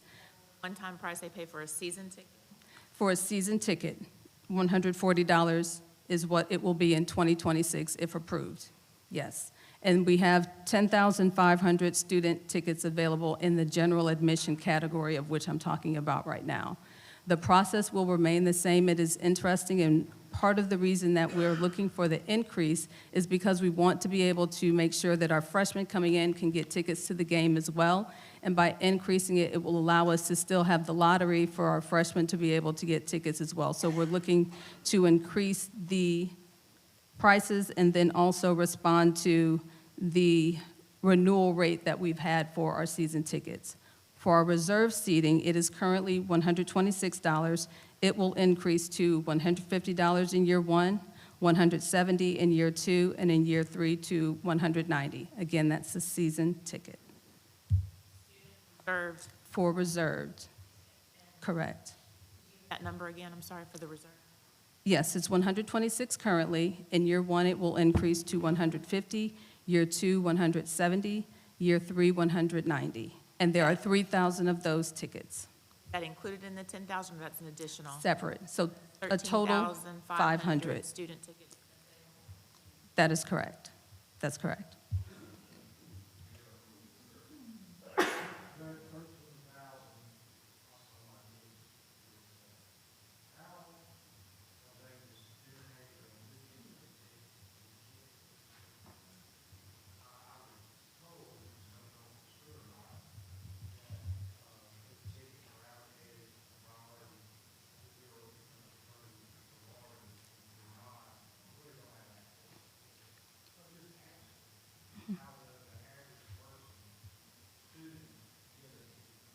Supervisor Morris, if I understand correctly, and I'll turn to my colleague if I'm incorrect, the reserve tickets are available based on organizational affiliation, but the general admission tickets are available to all students generally. So if you're in a particular organization, like you mentioned, or law school student, med student, then you would be in that reserved group, but the 10,500 is for the general student population outside of those organizational.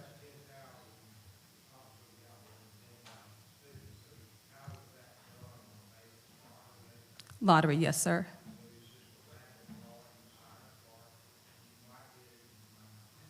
That is correct.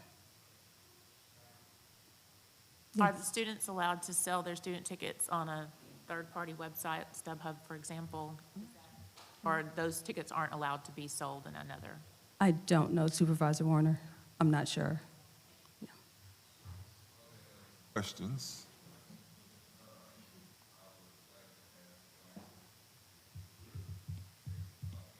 Well, I just want to summarize what we're voting on since there's been a long discussion.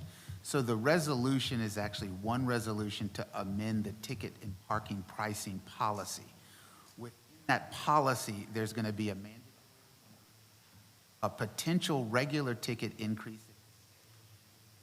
extra SEC game, a potential student price increase if the schedule changes to include it,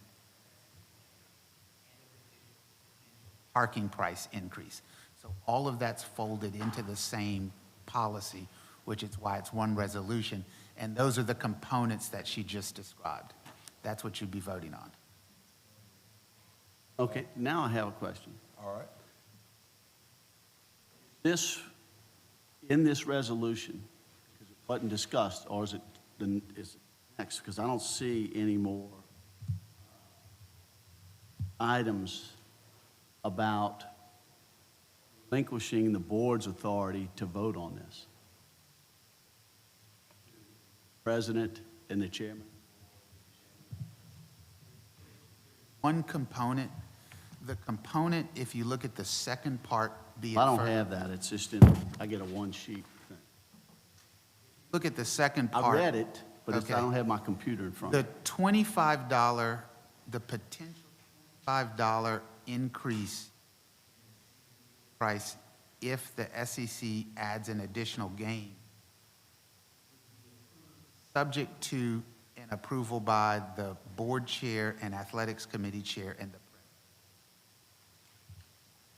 president. So what the board would be doing is authorizing that raise subject to approval by the By board three chair. people. By 3 people, yes.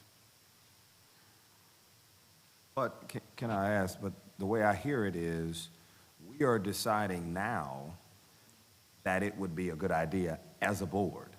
However, built into that is a backstop, just in case for some reason that we can't think of, it's no longer a good idea then, you've got this backstop of the chair of athletics, the chair of the board, and the president, but now is the time where we decide whether or not we think the potential increase to $25 is a good idea as a board. So, Is that right, Mr. Gwynn? All right. okay, that's fantastic, because I don't like forgiving my ability to say yes or no to a ticket increase that may or may not happen 2 years from now. Whether I'm here or not, I don't know, but, or whoever's here in 2 years to grant it to 3 people that may or may not be here either. That's not what we're doing. I don't think it's the people, I think. My point is, I don't think it's fair to whoever's here in 3 years to say, okay, whoever the chairman of the athletics committee, the chairman of the board, and the president has the ability to raise ticket price without the current board having a say. And I don't think, it's not doing that from what I'm hearing. Well, it's not. We're deciding today. That's fine. As a board to do it. I'm all for that. I don't want to give up my ability to say yes or no on a ticket price increase in the future. I'm for the program today, but then I'm fine for the 3 people that make that decision if and when it happens. But apparently it could be a no is what James is understanding. Could be. Yeah, okay, all right, I got it. Thank you. And those decisions. Well, not if we agree that it's 3 people get to do it. That was what I was concerned of.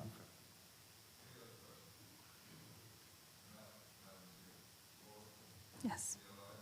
Not for football ticketing, no. Continue. Before you adjourn, I'll just clarify, they are not permitted to sell those tickets. So, good question. Students. Students are not permitted to sell their tickets on third-party sites. Thanks, Kelly.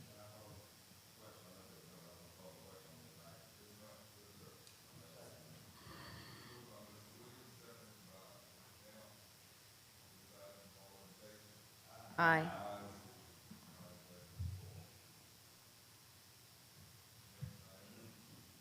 Continuing on, women's basketball season ticket prices increase as well. We are looking to increase the season ticket price for women's basketball, obviously capitalizing on the increased interest in the program. And for this year, we have 11,500 new season ticket requests for the 23-24 season, and the highest renewal rate of 94% ever in program history. We are also looking to increase the general admission as well as other seating within the arena from $25 to $75 per season ticket.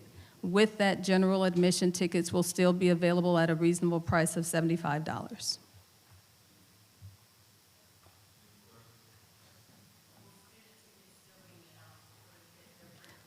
No changes for student tickets. Yes, ma'am.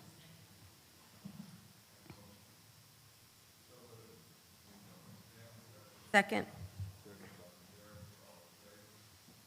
Aye. Okay.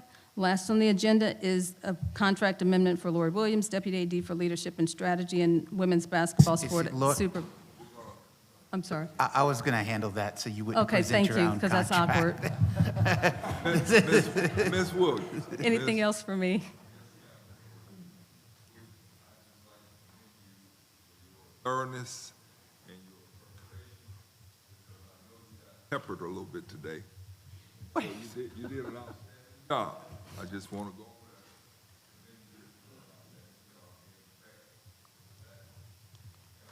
Thank you, Supervisor Temple. Ma'am, I did not mean to pepper you. I was just asking You didn't questions. pepper. Completely understand, Supervisor Blossman. Thank you. Ma'am. The last item is a amendment to the contract for Ms. Lori Williams. All the amendment does is increase her postseason incentive compensation for postseason play for women's basketball from $10,000 to $15,000.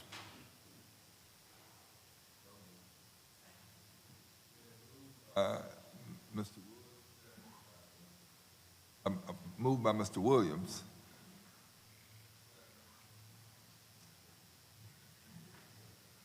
Seconded by Ms. Warner. All in Can't favor? hear either. All in favor, let it be known by saying aye. The ayes have it, and it's Aye. so ordered. Thank you, folks. Any other? Madam Chair.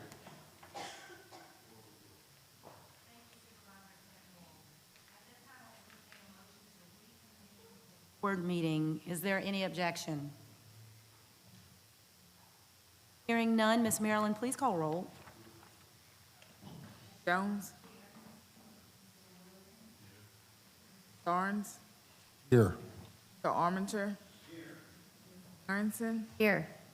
Blossman. Here. Brown. Damp. Ballot. Morris. Morrow. Temple. Here. Warner. Williams.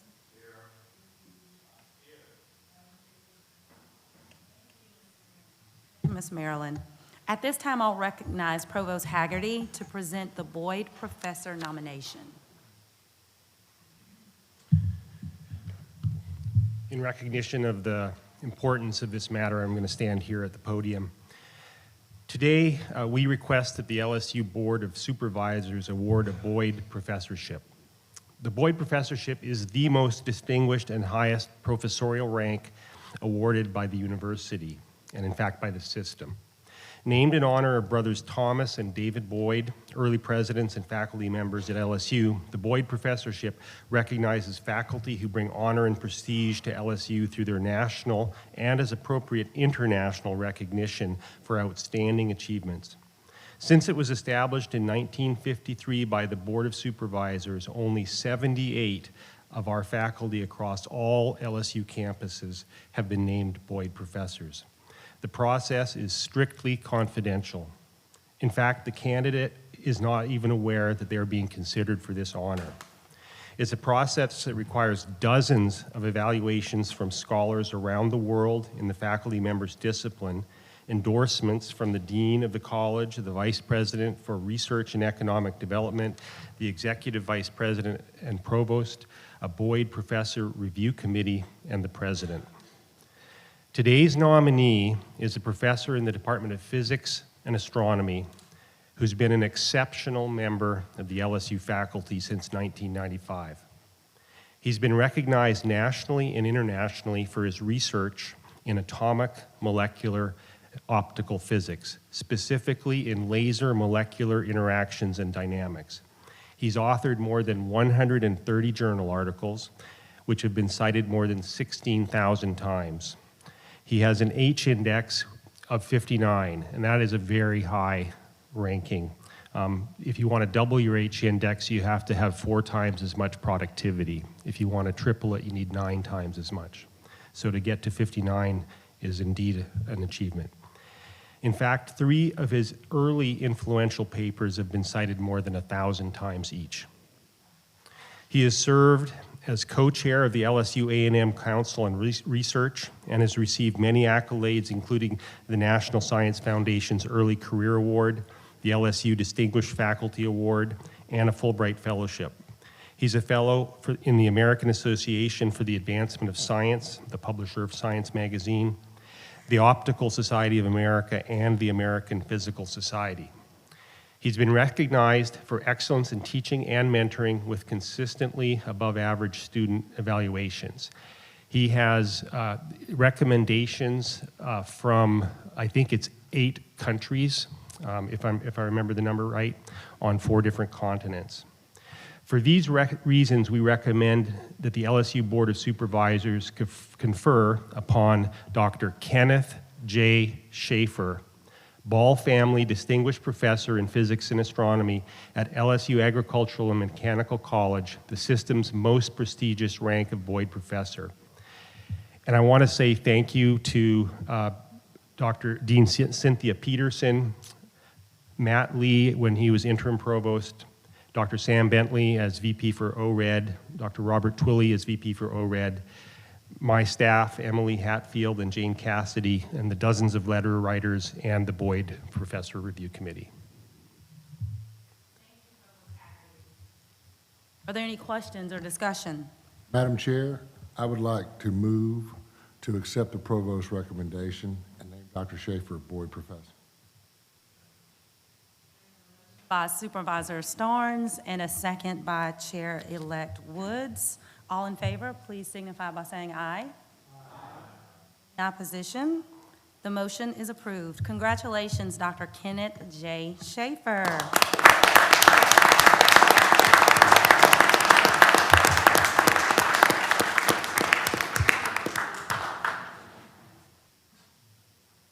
For our approval are the minutes of the board meeting held on June 15, 2023, and the July 11, 2023 nominating committee meetings that were provided previously. Does anyone have any corrections? Hearing none, I'll entertain a motion to approve the minutes. By Supervisor Morrow, seconded by Supervisor Damp. Any objection? The motion is approved. Now we move on to personnel actions, which were also provided previously. Is there a motion to approve personnel actions? Moved by Chair-elect Woods, seconded by Supervisor Morrow. Any objection? Without objection, the motion is approved. For our approval today are the reports to the board for routine business items. The reports were previously provided electronically. Are there any questions? I'll entertain a motion to receive the report. By Supervisor Armenter, seconded by Supervisor Temple. All in favor? Aye. Any objection? Without objection, the motion is approved. At this time, we will hear from the faculty and staff advisors. We'll hear from Dr. Camboje and Dr. Baizave. Present on behalf of the faculty advisors. Good morning. Morning. I want to, is it too loud? I want to thank President Tate, Madam Chair, all Board of Supervisor members, Chancellor Nelson, and chancellors from other campuses, and Dr. Monique Kane for their support to the faculty. Essentially appreciate that. I also want to acknowledge my team members for Council of Faculty Advisors. So I have Dr. Anessa Bazayev from LSU A&M, and she's also the new chair for Council of Faculty Advisors. I have Dr. Angela Groh from LSU UNIS. I have Dr. Owen Carmichael from Pennington Medical Research Center, and Dr. Richard Vlosky from LSU Ag Center. Thank you for all your support. I'll start with Ag Center. Dr. Richard Vlosky has developed a website where he's putting all the minutes from all the meetings and other information, which is publicly available for faculty members and anybody else who is interested. They are also working on more faculty to review, to join the review committees for USDA and IFA grant applications because this helps them getting more grants. LSU Alexandria faculty received merit increases and a much needed equity adjustment, and they are very thankful for that. And they're requesting that if it can be continued for the future, they'll appreciate that. There is no official numbers out yet, but LSU Alexandria is close to or may have even surpassed 5,000 students this semester. LSU Alexandria is also preparing for SACS-COC meeting next year, which requires increased effort from faculty and administration. LSU UNIS, although officials numbers are not out yet, but as of September 6, total number of students is up. Total number of enrolled credit hours has also increased by 3,635. LSU UNIS is also preparing for SACS-COC accreditation site visit on October 2nd. The next report is from Pennington Biomedical Research Center, and the employees are also very much appreciative of 2% salary increases there. Pennington Biomedical Research Center was featured prominently at the national meetings, which included American Diabetic Association meeting and Alzheimer's Association International Conference. There is a Obesity Week conference in October in Dallas, and they will be highlighted over there.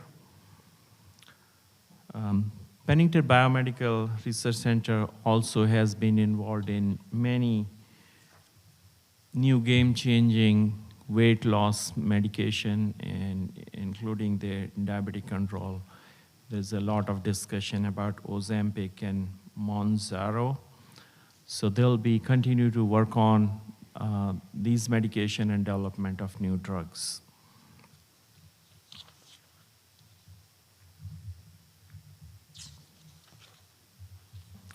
At LSU Health Sciences Center, New Orleans, we are starting the strategic planning process for the Health Sciences Center.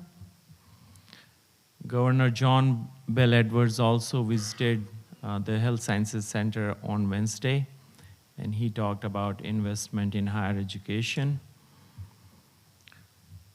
And some other good news, physical therapy class of 2023, 100% first-time passing rate on the National Physical Therapy Examination.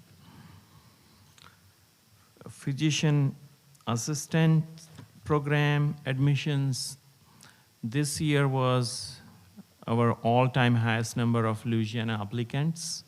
There were 450 total applicants with 200 coming from Louisiana. LSU Health New Orleans School of Allied Health Profession will receive ASAHP Award for IP Excellence and Innovation.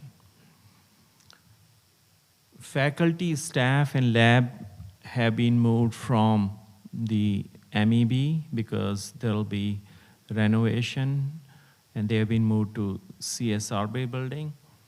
The demolition will start soon, and then there will be continuation of rebuilding. The medical education building was built in 1981, and there have not been any renovations since then. The School of Medicine will undergo LCME re-accreditation in 2 years, and we are working to prepare for that. The School of Medicine has been very successful in this process and has received the maximum 8-year re-accreditation term for the last 3 site visits, which were in 2001, 2009, and 2017. We also have received at dental school the first shipment of new dental chairs for the patients, both adult and pediatric patients. So we'll be getting 124 front age adult and pediatric chairs and 269 dentist stools. And that is my report. Dr. Inessa Baje will present the report from LSU A&M. And thank you again for giving me this opportunity. Thank you, sir.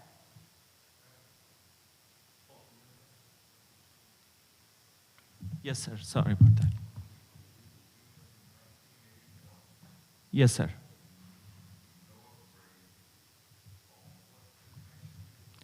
So the labs have not been renovated since then, so this will be a major renovation. So there have been lot of laboratory space which needed renovation.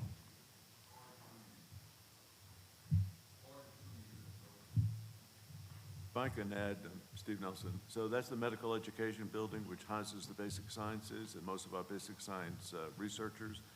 There have been, on the top 3 floors, those are the research floors, there have been minor upgrades in certain of those facilities when we recruited, say, faculty members, but 90% of it has not been renovated in more than 30 to almost 40 years.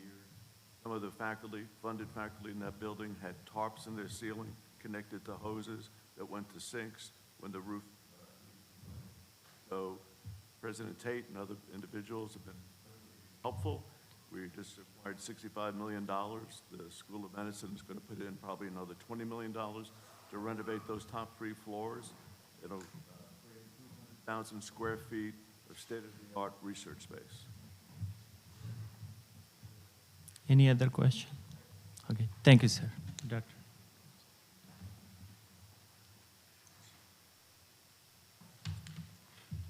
Thank you, Dr. Cambodge, and for this opportunity. I'm the incoming chair of Council of Faculty Advisors. Inessa Bazaev, I'm Manship Professor of Music Theory here at LSU. This is my 15th year at LSU. I'm also the Faculty Senate President in my 2nd term. Dear Chair Jones, President Tate, Supervisors, Chancellors, and Provost Haggerty. This is the report from LSU A&M here at Baton Rouge. First, we would like to thank the board for the funds you provided in support of graduate education. Our graduate students are a critical part of our success, and we know that these funds will help contributing to a valuable, will be valuable contribution to their teaching, research, and strengthening our university. Second, we would like to highlight the recent tenure and promotion ceremony that was held earlier this month at the Capitol Park Museum, hosted by Office of Academic Affairs. This was a first-class affair recognizing the excellence of our faculty who are conducting groundbreaking research and doing innovative, creative, artistic projects. It was good to see our faculty's extraordinary achievements being recognized in such honorable way. Third, we wish to recognize the leadership being provided by Provost Haggerty on the issue of artificial intelligence in higher education. This includes convening a joint faculty and administrative working group over the summer led by Vice Provost Jackie Bach to address issues related to the impact of AI on teaching. We are in the process of assembling a joint faculty and administrative steering committee to address the impact of AI teaching, research, and business processes at LSU over the course of this academic year. Finally, one of the most pressing objectives of the A&M faculty this year is to remove the multiple censures that have been placed on LSU by the American Association of University Professors, or better known as AAUP. LSU is one of the few institutions of higher education in the country to be subjected to multiple censures by this organization, and it is the only flagship university with a double censure. This has a profound negative effect upon the way we are perceived nationally and abroad. We feel that these censures imposed for decisions made by prior administrations before many, if not all of you joined the board, is not consistent with the scholarship-first institution LSU has become under the leadership of President Tate. It is our aim to continue to place the educational mission of LSU back at the forefront of the public's perception. The current environment demands that we remind all audiences near and far that the true purpose of LSU occurs in our classrooms and laboratories, our libraries, and our performance halls. It is in these spaces that we train our future generations to think critically, to be inquisitive, to embrace new ideas, and to work collaboratively to enhance innovation, creativity, as well as advance the economy within and outside the boundaries of our state. In order for our reputation to accurately reflect the excellence that befits our institution, allowing us to recruit and retain world-class faculty, it is imperative that AAUP's censures be lifted, and we look forward to working with President Tate and Provost Hegarty towards this goal. Thank you so much for the opportunity, and I'll take any questions that you may have. Thank you so much for that detailed.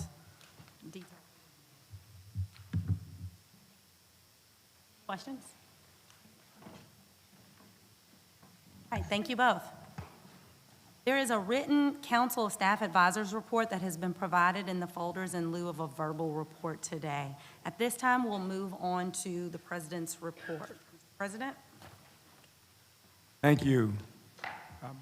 With respect to faculty's desire to get off of the censure, I realize it is a political process fraught with everything that's associated with political processes. To that end, I think no matter what the outcome of that endeavor, we should hold fast to the go with courage and to operate with empathy. We should be known for that, and if we are censor or not, people will respect the fact that we are an institution that values academic freedom, the pursuit of truth, and application in all forms of society. And I'm deeply committed to that, and faculty, as they pursue the political process, but we will hold true to the principles regardless of the outcome of that endeavor. I'd like to highlight, as always, at this time of year, some things that have happened during the tenure of current chair, as we are in a process of acknowledging her significant contributions, and it's important to acknowledge to the board some things that have happened. I've organized my remarks accordingly. I will begin, of course, with the faculty. I think it's most important. The lifeblood of this institution is the faculty. And if you look at what happened over this past year, we broke a record in terms of faculty research dollars, over $428 million. New reports are going to be coming out in just a few months. We anticipate that we will pass that number. Remember, that's not just research that's happening, but that's an economic impact of 3 to 1. So that's over $1 billion of economic impact that our faculty are generating for the state just on research expenditures, not including everything they do over and above that. So it's important to note that number is somewhat bounded. I was deeply, deeply moved and very proud of this faculty and our research office in their organization of a site visit from NSF for a $160 million NSF Engines Award. We're one of a few universities being considered a competitive honor. It was the best and most organized I had seen a research engagement with NSF in my 30-plus years in the academy. Outstanding. We also find ourselves with a 36% increase in faculty grant applications over the past year. Faculty are getting after it on that front. We have 4 new NCI-related clinical trials that have unfolded. 2 faculty members have been named to the National Academy of Inventors, which is the highest honor with respect to original kinds of contributions that 7 of our faculty members receive NSF Career Awards. This is a significant indication of the quality of the faculty. Over 60 new tenure faculty were hired, and our faculty who work in the cyber area received a very high designation as a Center for Academic Excellence in Cyber. This is significant. After the faculty are here for the students. The students and the faculty are foundational.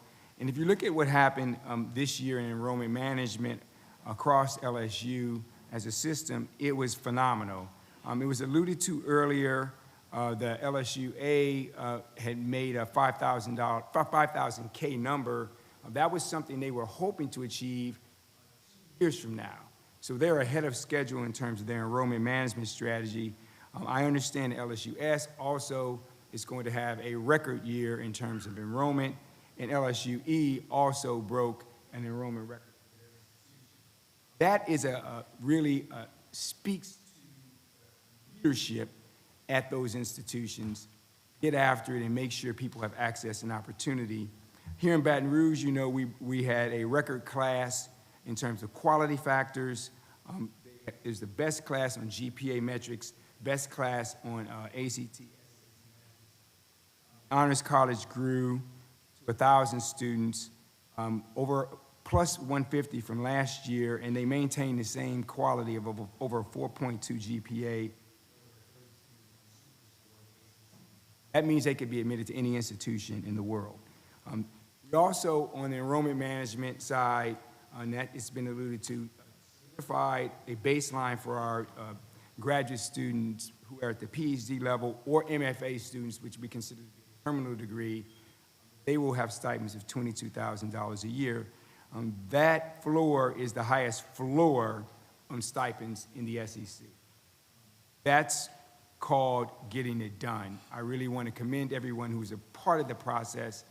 It's an uneven process to change people across a big enterprise like LSU, but it's working pretty well, and anybody who doesn't have the money, call me. On the infrastructure side, the campus lighting process has gone extremely well. We're really into phase 2 and 3 of that process. I want to commend Ms. Lewis and her team. They have done an outstanding job of building that infrastructure, and the safety regime, I would call it, on this campus is absolutely operating at apex. Really wonderful. We know the Huey Long building is going to be opening up very soon. That's historic, tradition, culture, outstanding progress made there. The dining hall contract implemented is in implementation phase and going very well. So we feel like the infrastructure is improving, not just incrementally, but in dramatic fashion in some places. Philanthropy, we ended our campaign 2 years early. You know that. That was outstanding. We also received wonderful gifts and continue to receive them, one of which is related to another topic I'd like to bring up, that's public engagement. We created a Future Scholars Program, which I believe will be one of the premier scholars program in the United States in terms of building a learning ecology and a bridge between a flagship university and its city. That Future Scholars Program melds our middle schools, high schools, undergraduates, and our graduate students in a learning ecology where the older mentors the younger group, and with the idea that they're all going to understand from middle school all the way how you can get to a PhD.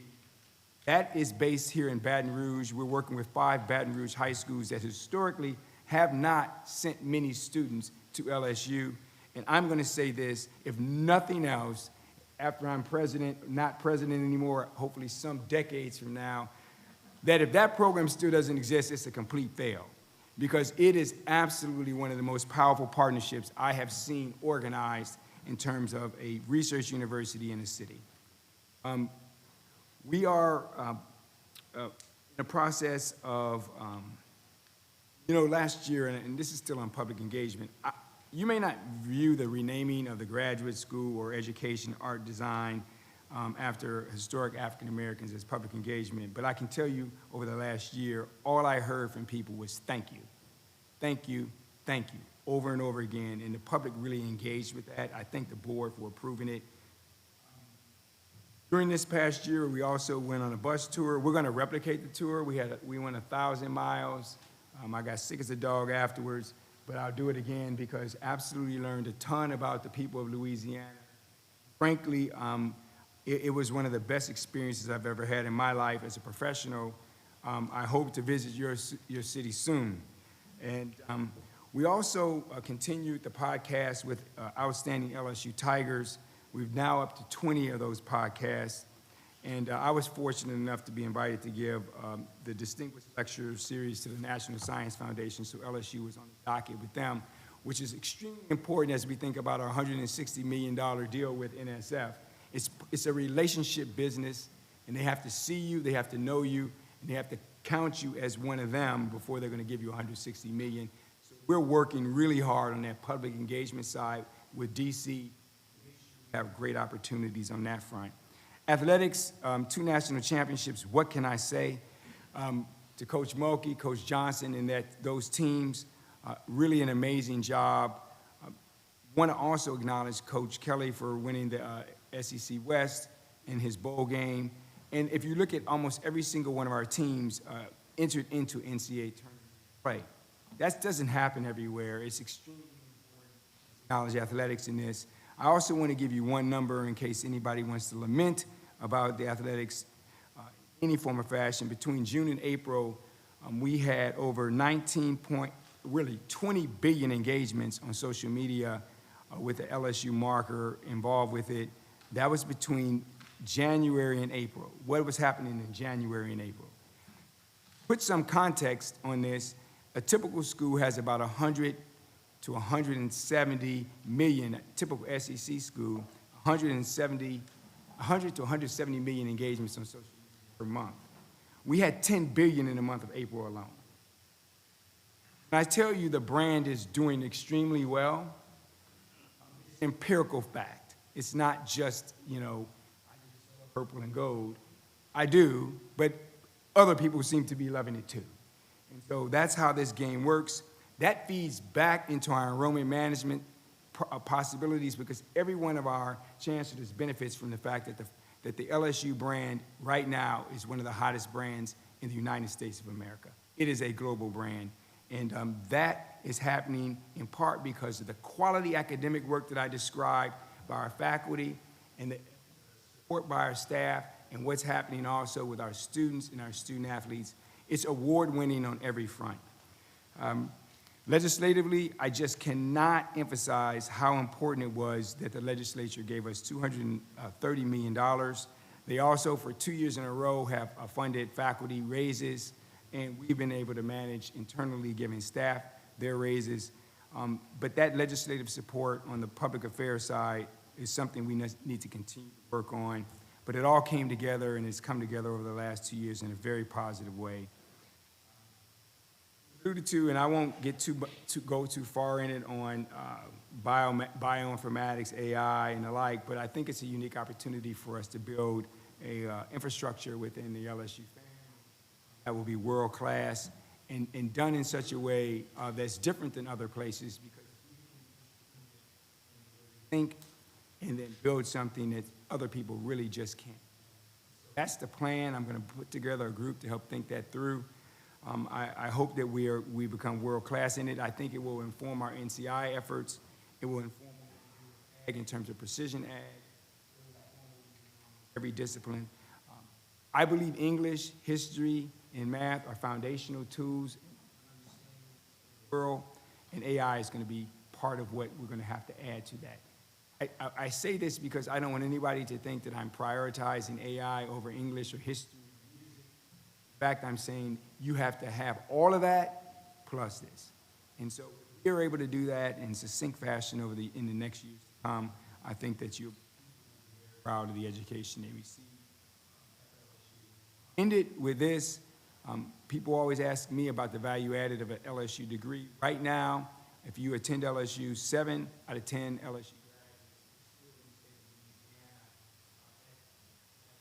5 years. That's a big deal. So if you invest in us, people tend to stay and they tend to add value. And so we're just really proud of what's been happening over the last year. While I was sitting here, someone texted me that the business report, that's an understatement. We're cooking. And I really appreciate it. I want to thank you all, and I want to thank the chair of this last year. I'd like to work with you.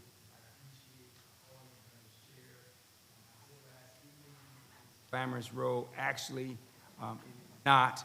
It is a very hard job with a lot of work. I'm sorry, sir. Can't back out now. But the realities are it's sacrificial. There is no money involved in your service. You do it because you love the institution and you want it to be better. So thank you for love, the leadership, support. And it's a great year. And I don't know if anyone has any questions on my report. You have a draft of some of the things I talked about. It is a draft. We will send you the final version probably in the next month or so after our NSF numbers come in and some other things that I can't talk about right now because, but we have some other really positive things that are getting ready to happen here at LSU. And so thank you for the opportunity to speak with you. Thank you, Mr. President. Thank you for those very kind words and for us all that amazing news about LSU. It's a great day to be a Tiger, always a great time to be a Tiger. At this time, I'll entertain a motion to approve all committee recommendations from today's meeting. Objection? Without objection, the motion is approved. We're going to take a brief recess. We'll be back here in 10 minutes.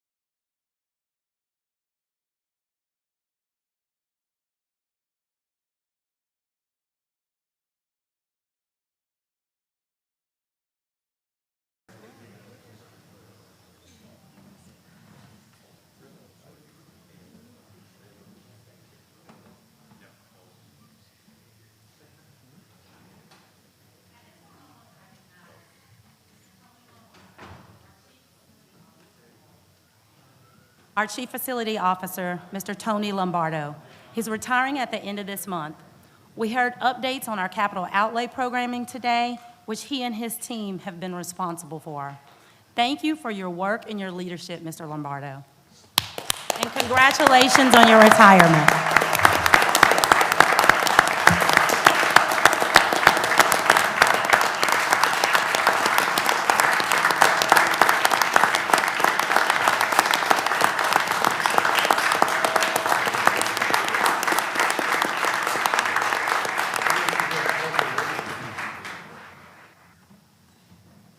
Now we move on to my final chairman's report.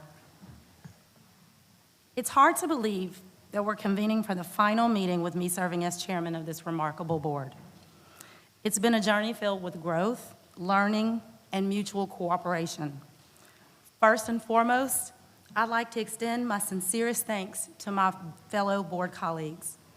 Your dedication, wisdom, and commitment have not only enriched our discussions, but also propelled us forward. United in our pursuit of excellence, your friendship has been the backbone of this board, fostering an environment where collaboration and mutual respect flourish. The administration team, your relentless efforts and unwavering support have been nothing short of remarkable. Your expertise and guidance have been instrumental in navigating us through the complex landscape of higher education, ensuring that we always stay true to our mission and values. A special word of appreciation is reserved for the exceptional staff at the board office. Seamless orchestration of our meetings, your meticulous attention to detail, and the kindness you exhibit have been the silent force that has facilitated our success. I cannot thank you enough for your remarkable dedication and hard work that has truly made our meetings not just productive, but also a pleasure to attend. My beloved family, your love, understanding, and encouragement have been my anchor. Your unwavering support has given me the strength to serve, and with diligence and commitment. You have been my rock, my sanctuary, and my greatest cheerleaders. I'm profoundly grateful for your love and sacrifices. I'd like to extend my deepest gratitude to Governor John Bell Edwards for the honor and privilege to serve as a member of the Louisiana State University Board of Supervisors.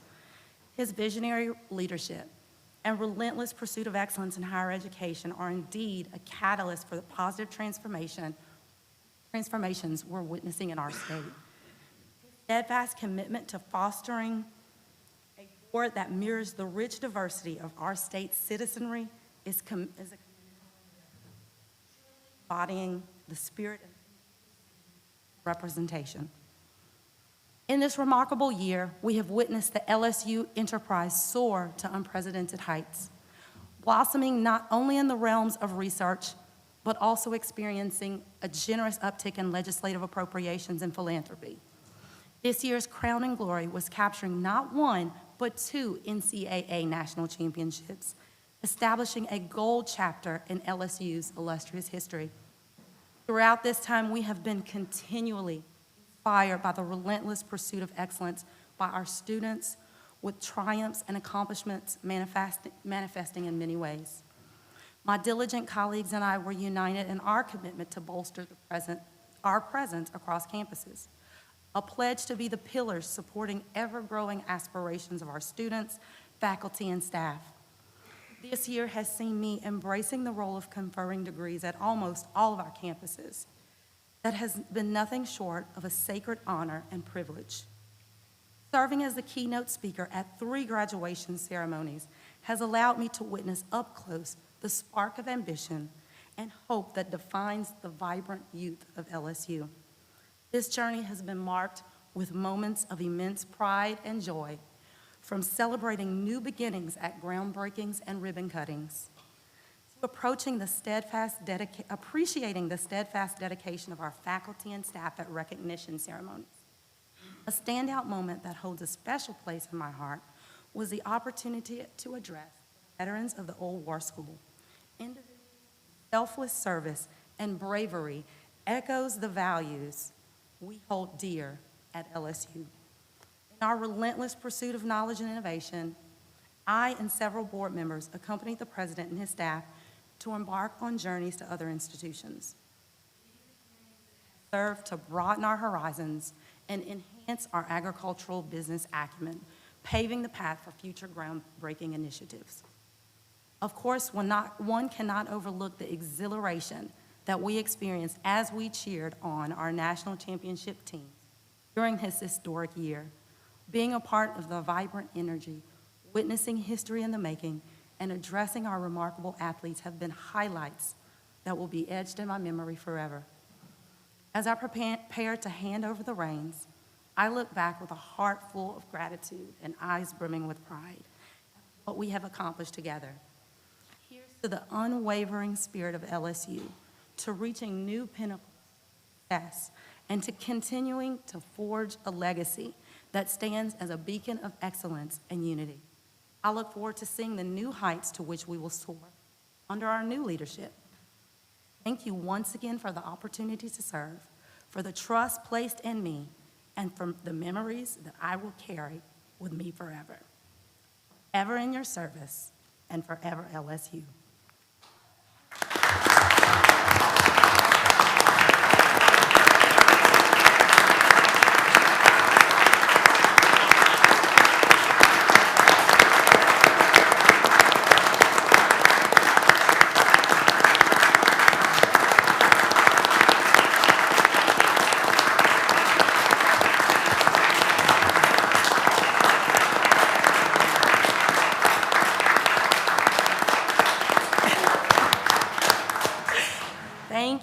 Thank you. At this time, I would like to recognize Chair-elect Jimmy Woods Sr. and invite him to the boardroom floor.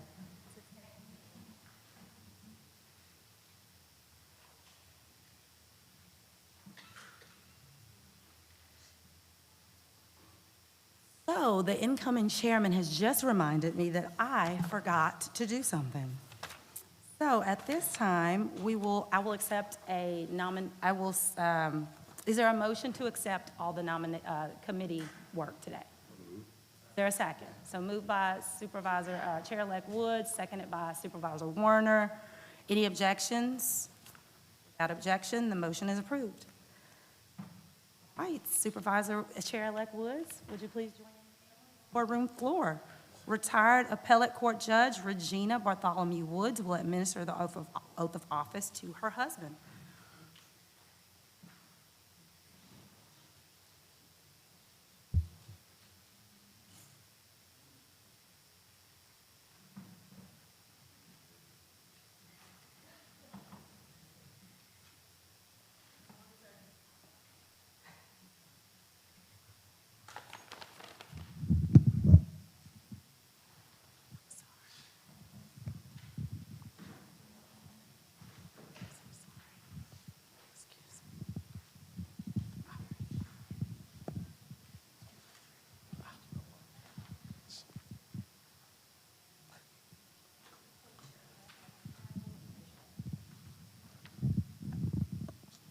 Repeat after me. I, and state your name, I, Jimmy Wood Sr., do solemnly swear do solemnly swear that I will support that I will support the Constitution and laws the Constitution and laws of the United States, of the United States, the Constitution and the laws Constitution and laws of the State of Louisiana, of the State of Louisiana, the bylaws the bylaws of the LSU Board of Supervisors, of the LSU Board of Supervisors, and that I will faithfully and that I will faithfully and impartially and impartially discharge and perform discharge and perform all the duties incumbent on me all the duties incumbent upon me as the chairman as the chairman of the LSU Board of of Supervisors, the LSU Board of Supervisors, according to the best of my ability according to the best of my and ability understanding, and understanding, so help me God. so help me God.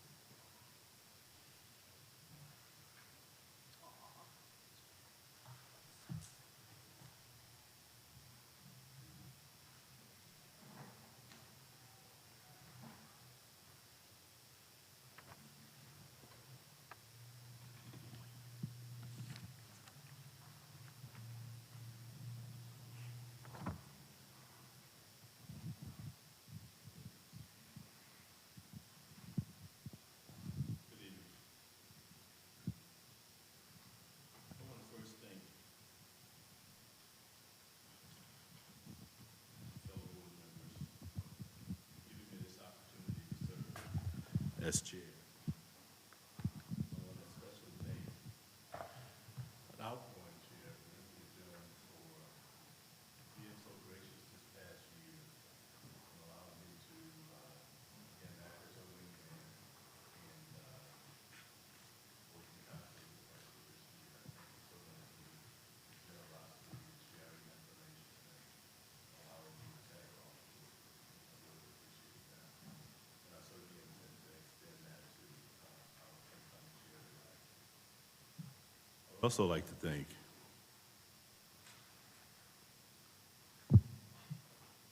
Governor John Bell Edwards for the appointment.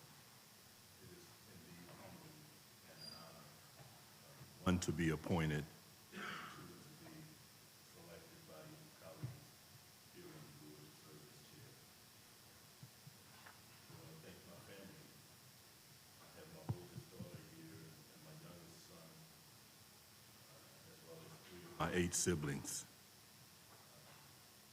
And of course, I'd like to thank my beautiful wife, Regina. I look forward to working with each of you this year in this leadership capacity. I'm so excited about the potential of where we are at LSU. I look forward to working with you, Dr. Taylor, and your team. You have taken us to heights that we only dreamed of. I'm so excited to continue to expand LSU and establish your leadership. And I do believe that the best is yet to come. As my first act, very first act as chairman, I have the honor of presiding over the election of the position of chair-elect of the LSU Board of Supervisors. At this time, I would like to recognize Mr. Williams, chair of the nominating committee, to give the nominating committee speech. Thank you. Congratulations, Mr. Chairman. I was privileged to serve as chair of the nominating committee for the position of the chair-elect of the LSU Board of Supervisors. The nominating committee met on July 11th at 2:00 p.m. here in person at the UAB. After due deliberation, and it was significant deliberation, the nominating committee voted to nominate Mr. Patrick Morrow as chair-elect of the LSU Board of Supervisors. Mr. Chairman, that is the report of the nominee. Thank you. Thank you very much, Mr. Williams, and members of the nominating committee. At this time, I'll open the floor for any additional nominations.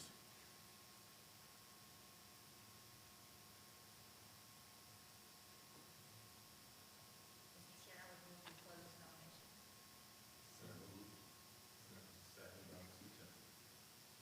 Seeing and hearing none others, nominations are closed. All in favor? Aye. No objections. At this time, I'll call the vote and recommend Mr. Patrick Morrow to the position of chair-elect of the LSU Board of Supervisors. Please, Ms. Snell, call the roll. Ms. Jones? Mr. Woods? Yes. Mrs. Starnes? Yes. Mr. Armenter? Ms. Aronson? Yes. Mr. Blossman? Yes. Mr. Brown? Yes. Mr. Damp? Mr. Luke? Mr. Ballard? Mr. Morris? Mr. Morrow?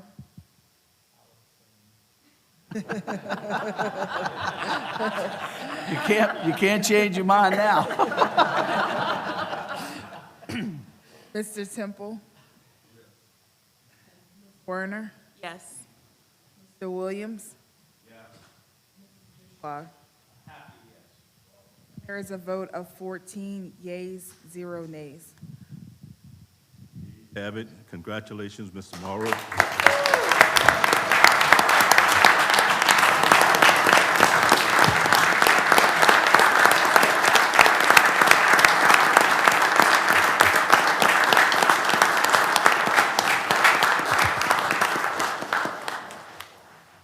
Thank you for the vote of confidence. I look forward to working with my fellow board members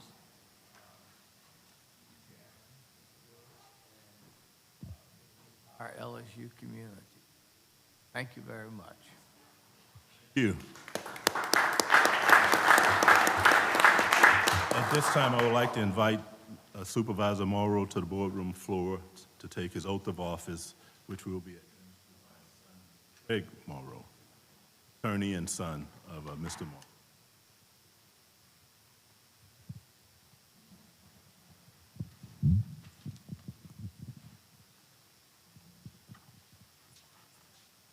Yes, I'd like to invite my wife, Miss Alice, to come forward, and my family, come forward.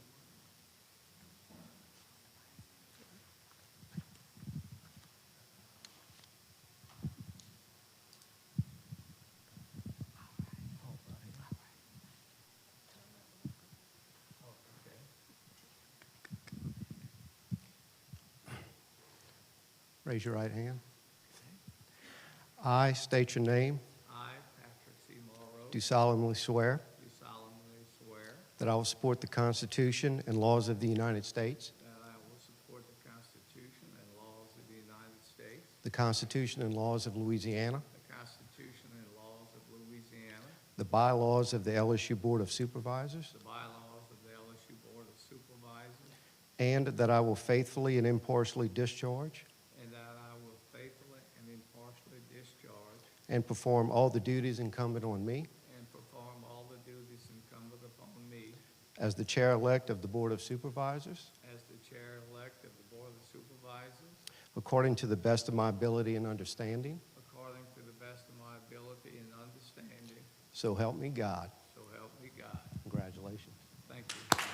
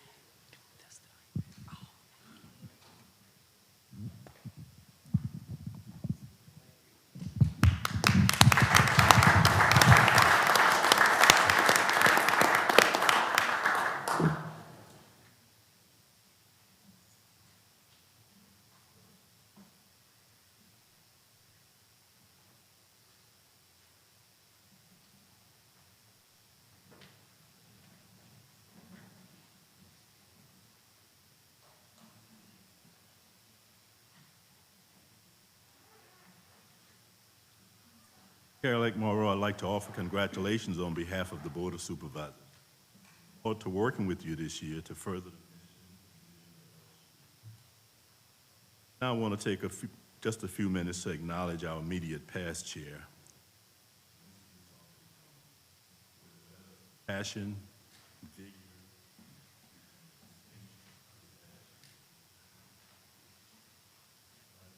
Jerry referred to her Hill Magnolia because she never wilted, always stayed strong.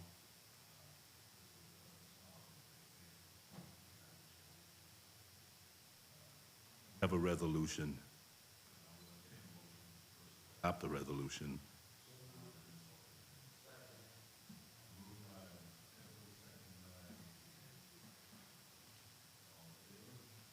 Aye. Have it. Mr. Williams.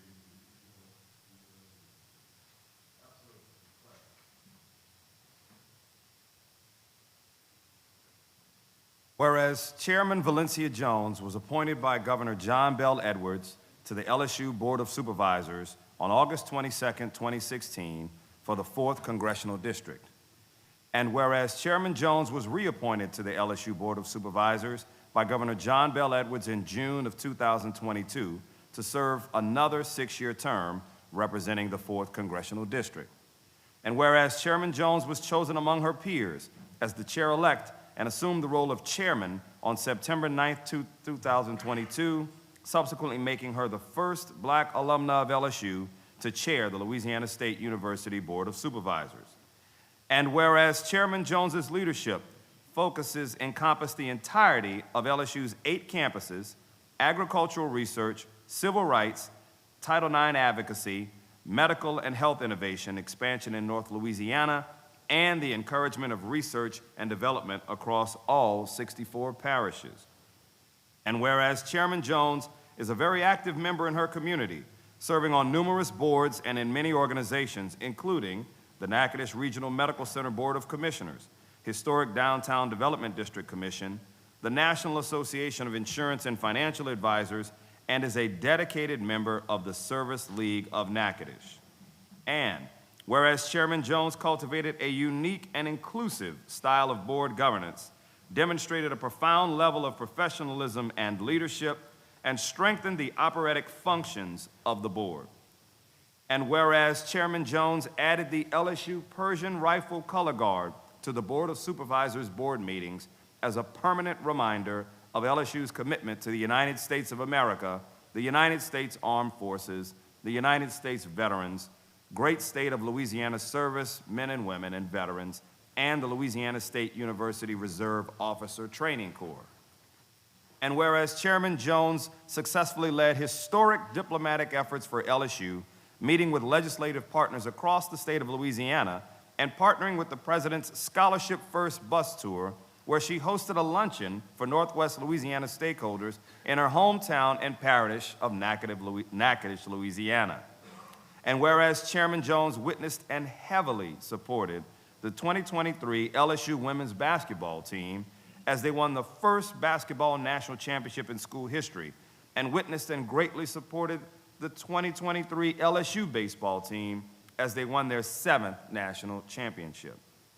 And whereas Chairman Jones led efforts for her and fellow board members to meet with congressional delegates and leadership in Washington, D.C., as well as the President and Vice President of the United States of America following the 2023 NCAA Women's Basketball National Championship. And whereas Chairman Jones, having already led the effort to bring the Ochsner-LSU partnership in Shreveport to fruition, this year spotlighted medical education and research, meeting with the LSU Health Sciences Shreveport leadership, and touring and supporting the new Center for Medical Education and Emerging Viral Threats. And whereas Chairman Jones developed a poised, tactical, and positive environment, resulting in legislative appropriations and donations which exceeded $300 million. And whereas Chairman Jones championed efforts to increase opportunities for all prospective students, particularly those from historically underrepresented or resource-challenged backgrounds. And whereas Chairman Jones advocated for extended educational access for all students and conferred degrees on the largest and most diverse graduating classes in the history of our system. Now, therefore, be it resolved by the Board of Supervisors of Louisiana State University and Agriculture and Mechanical College, wishes to express its deepest gratitude and appreciation to Chairman Valencia Sarpy Jones for her tireless devotion, exemplary leadership, and unequaled service in support of the entire university system, and for fulfilling her role as chairman while exhibiting the highest standards of elegance, determination, and professionalism.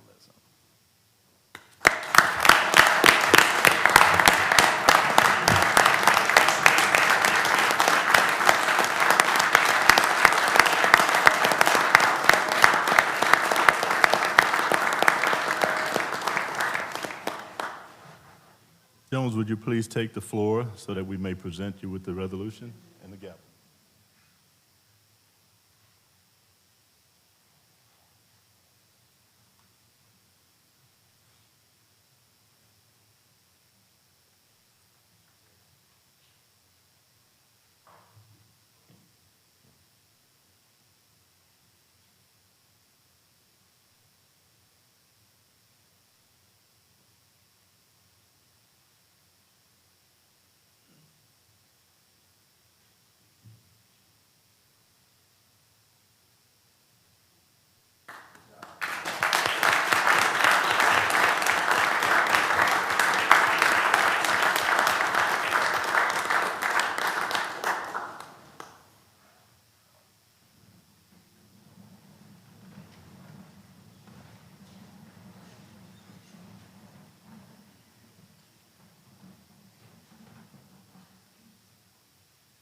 Time I will entertain a motion to adjourn the meeting. Morrow, second by Mr. Zuslade. Any objections? I'm wrapping it. Meeting's adjourned. Congratulations.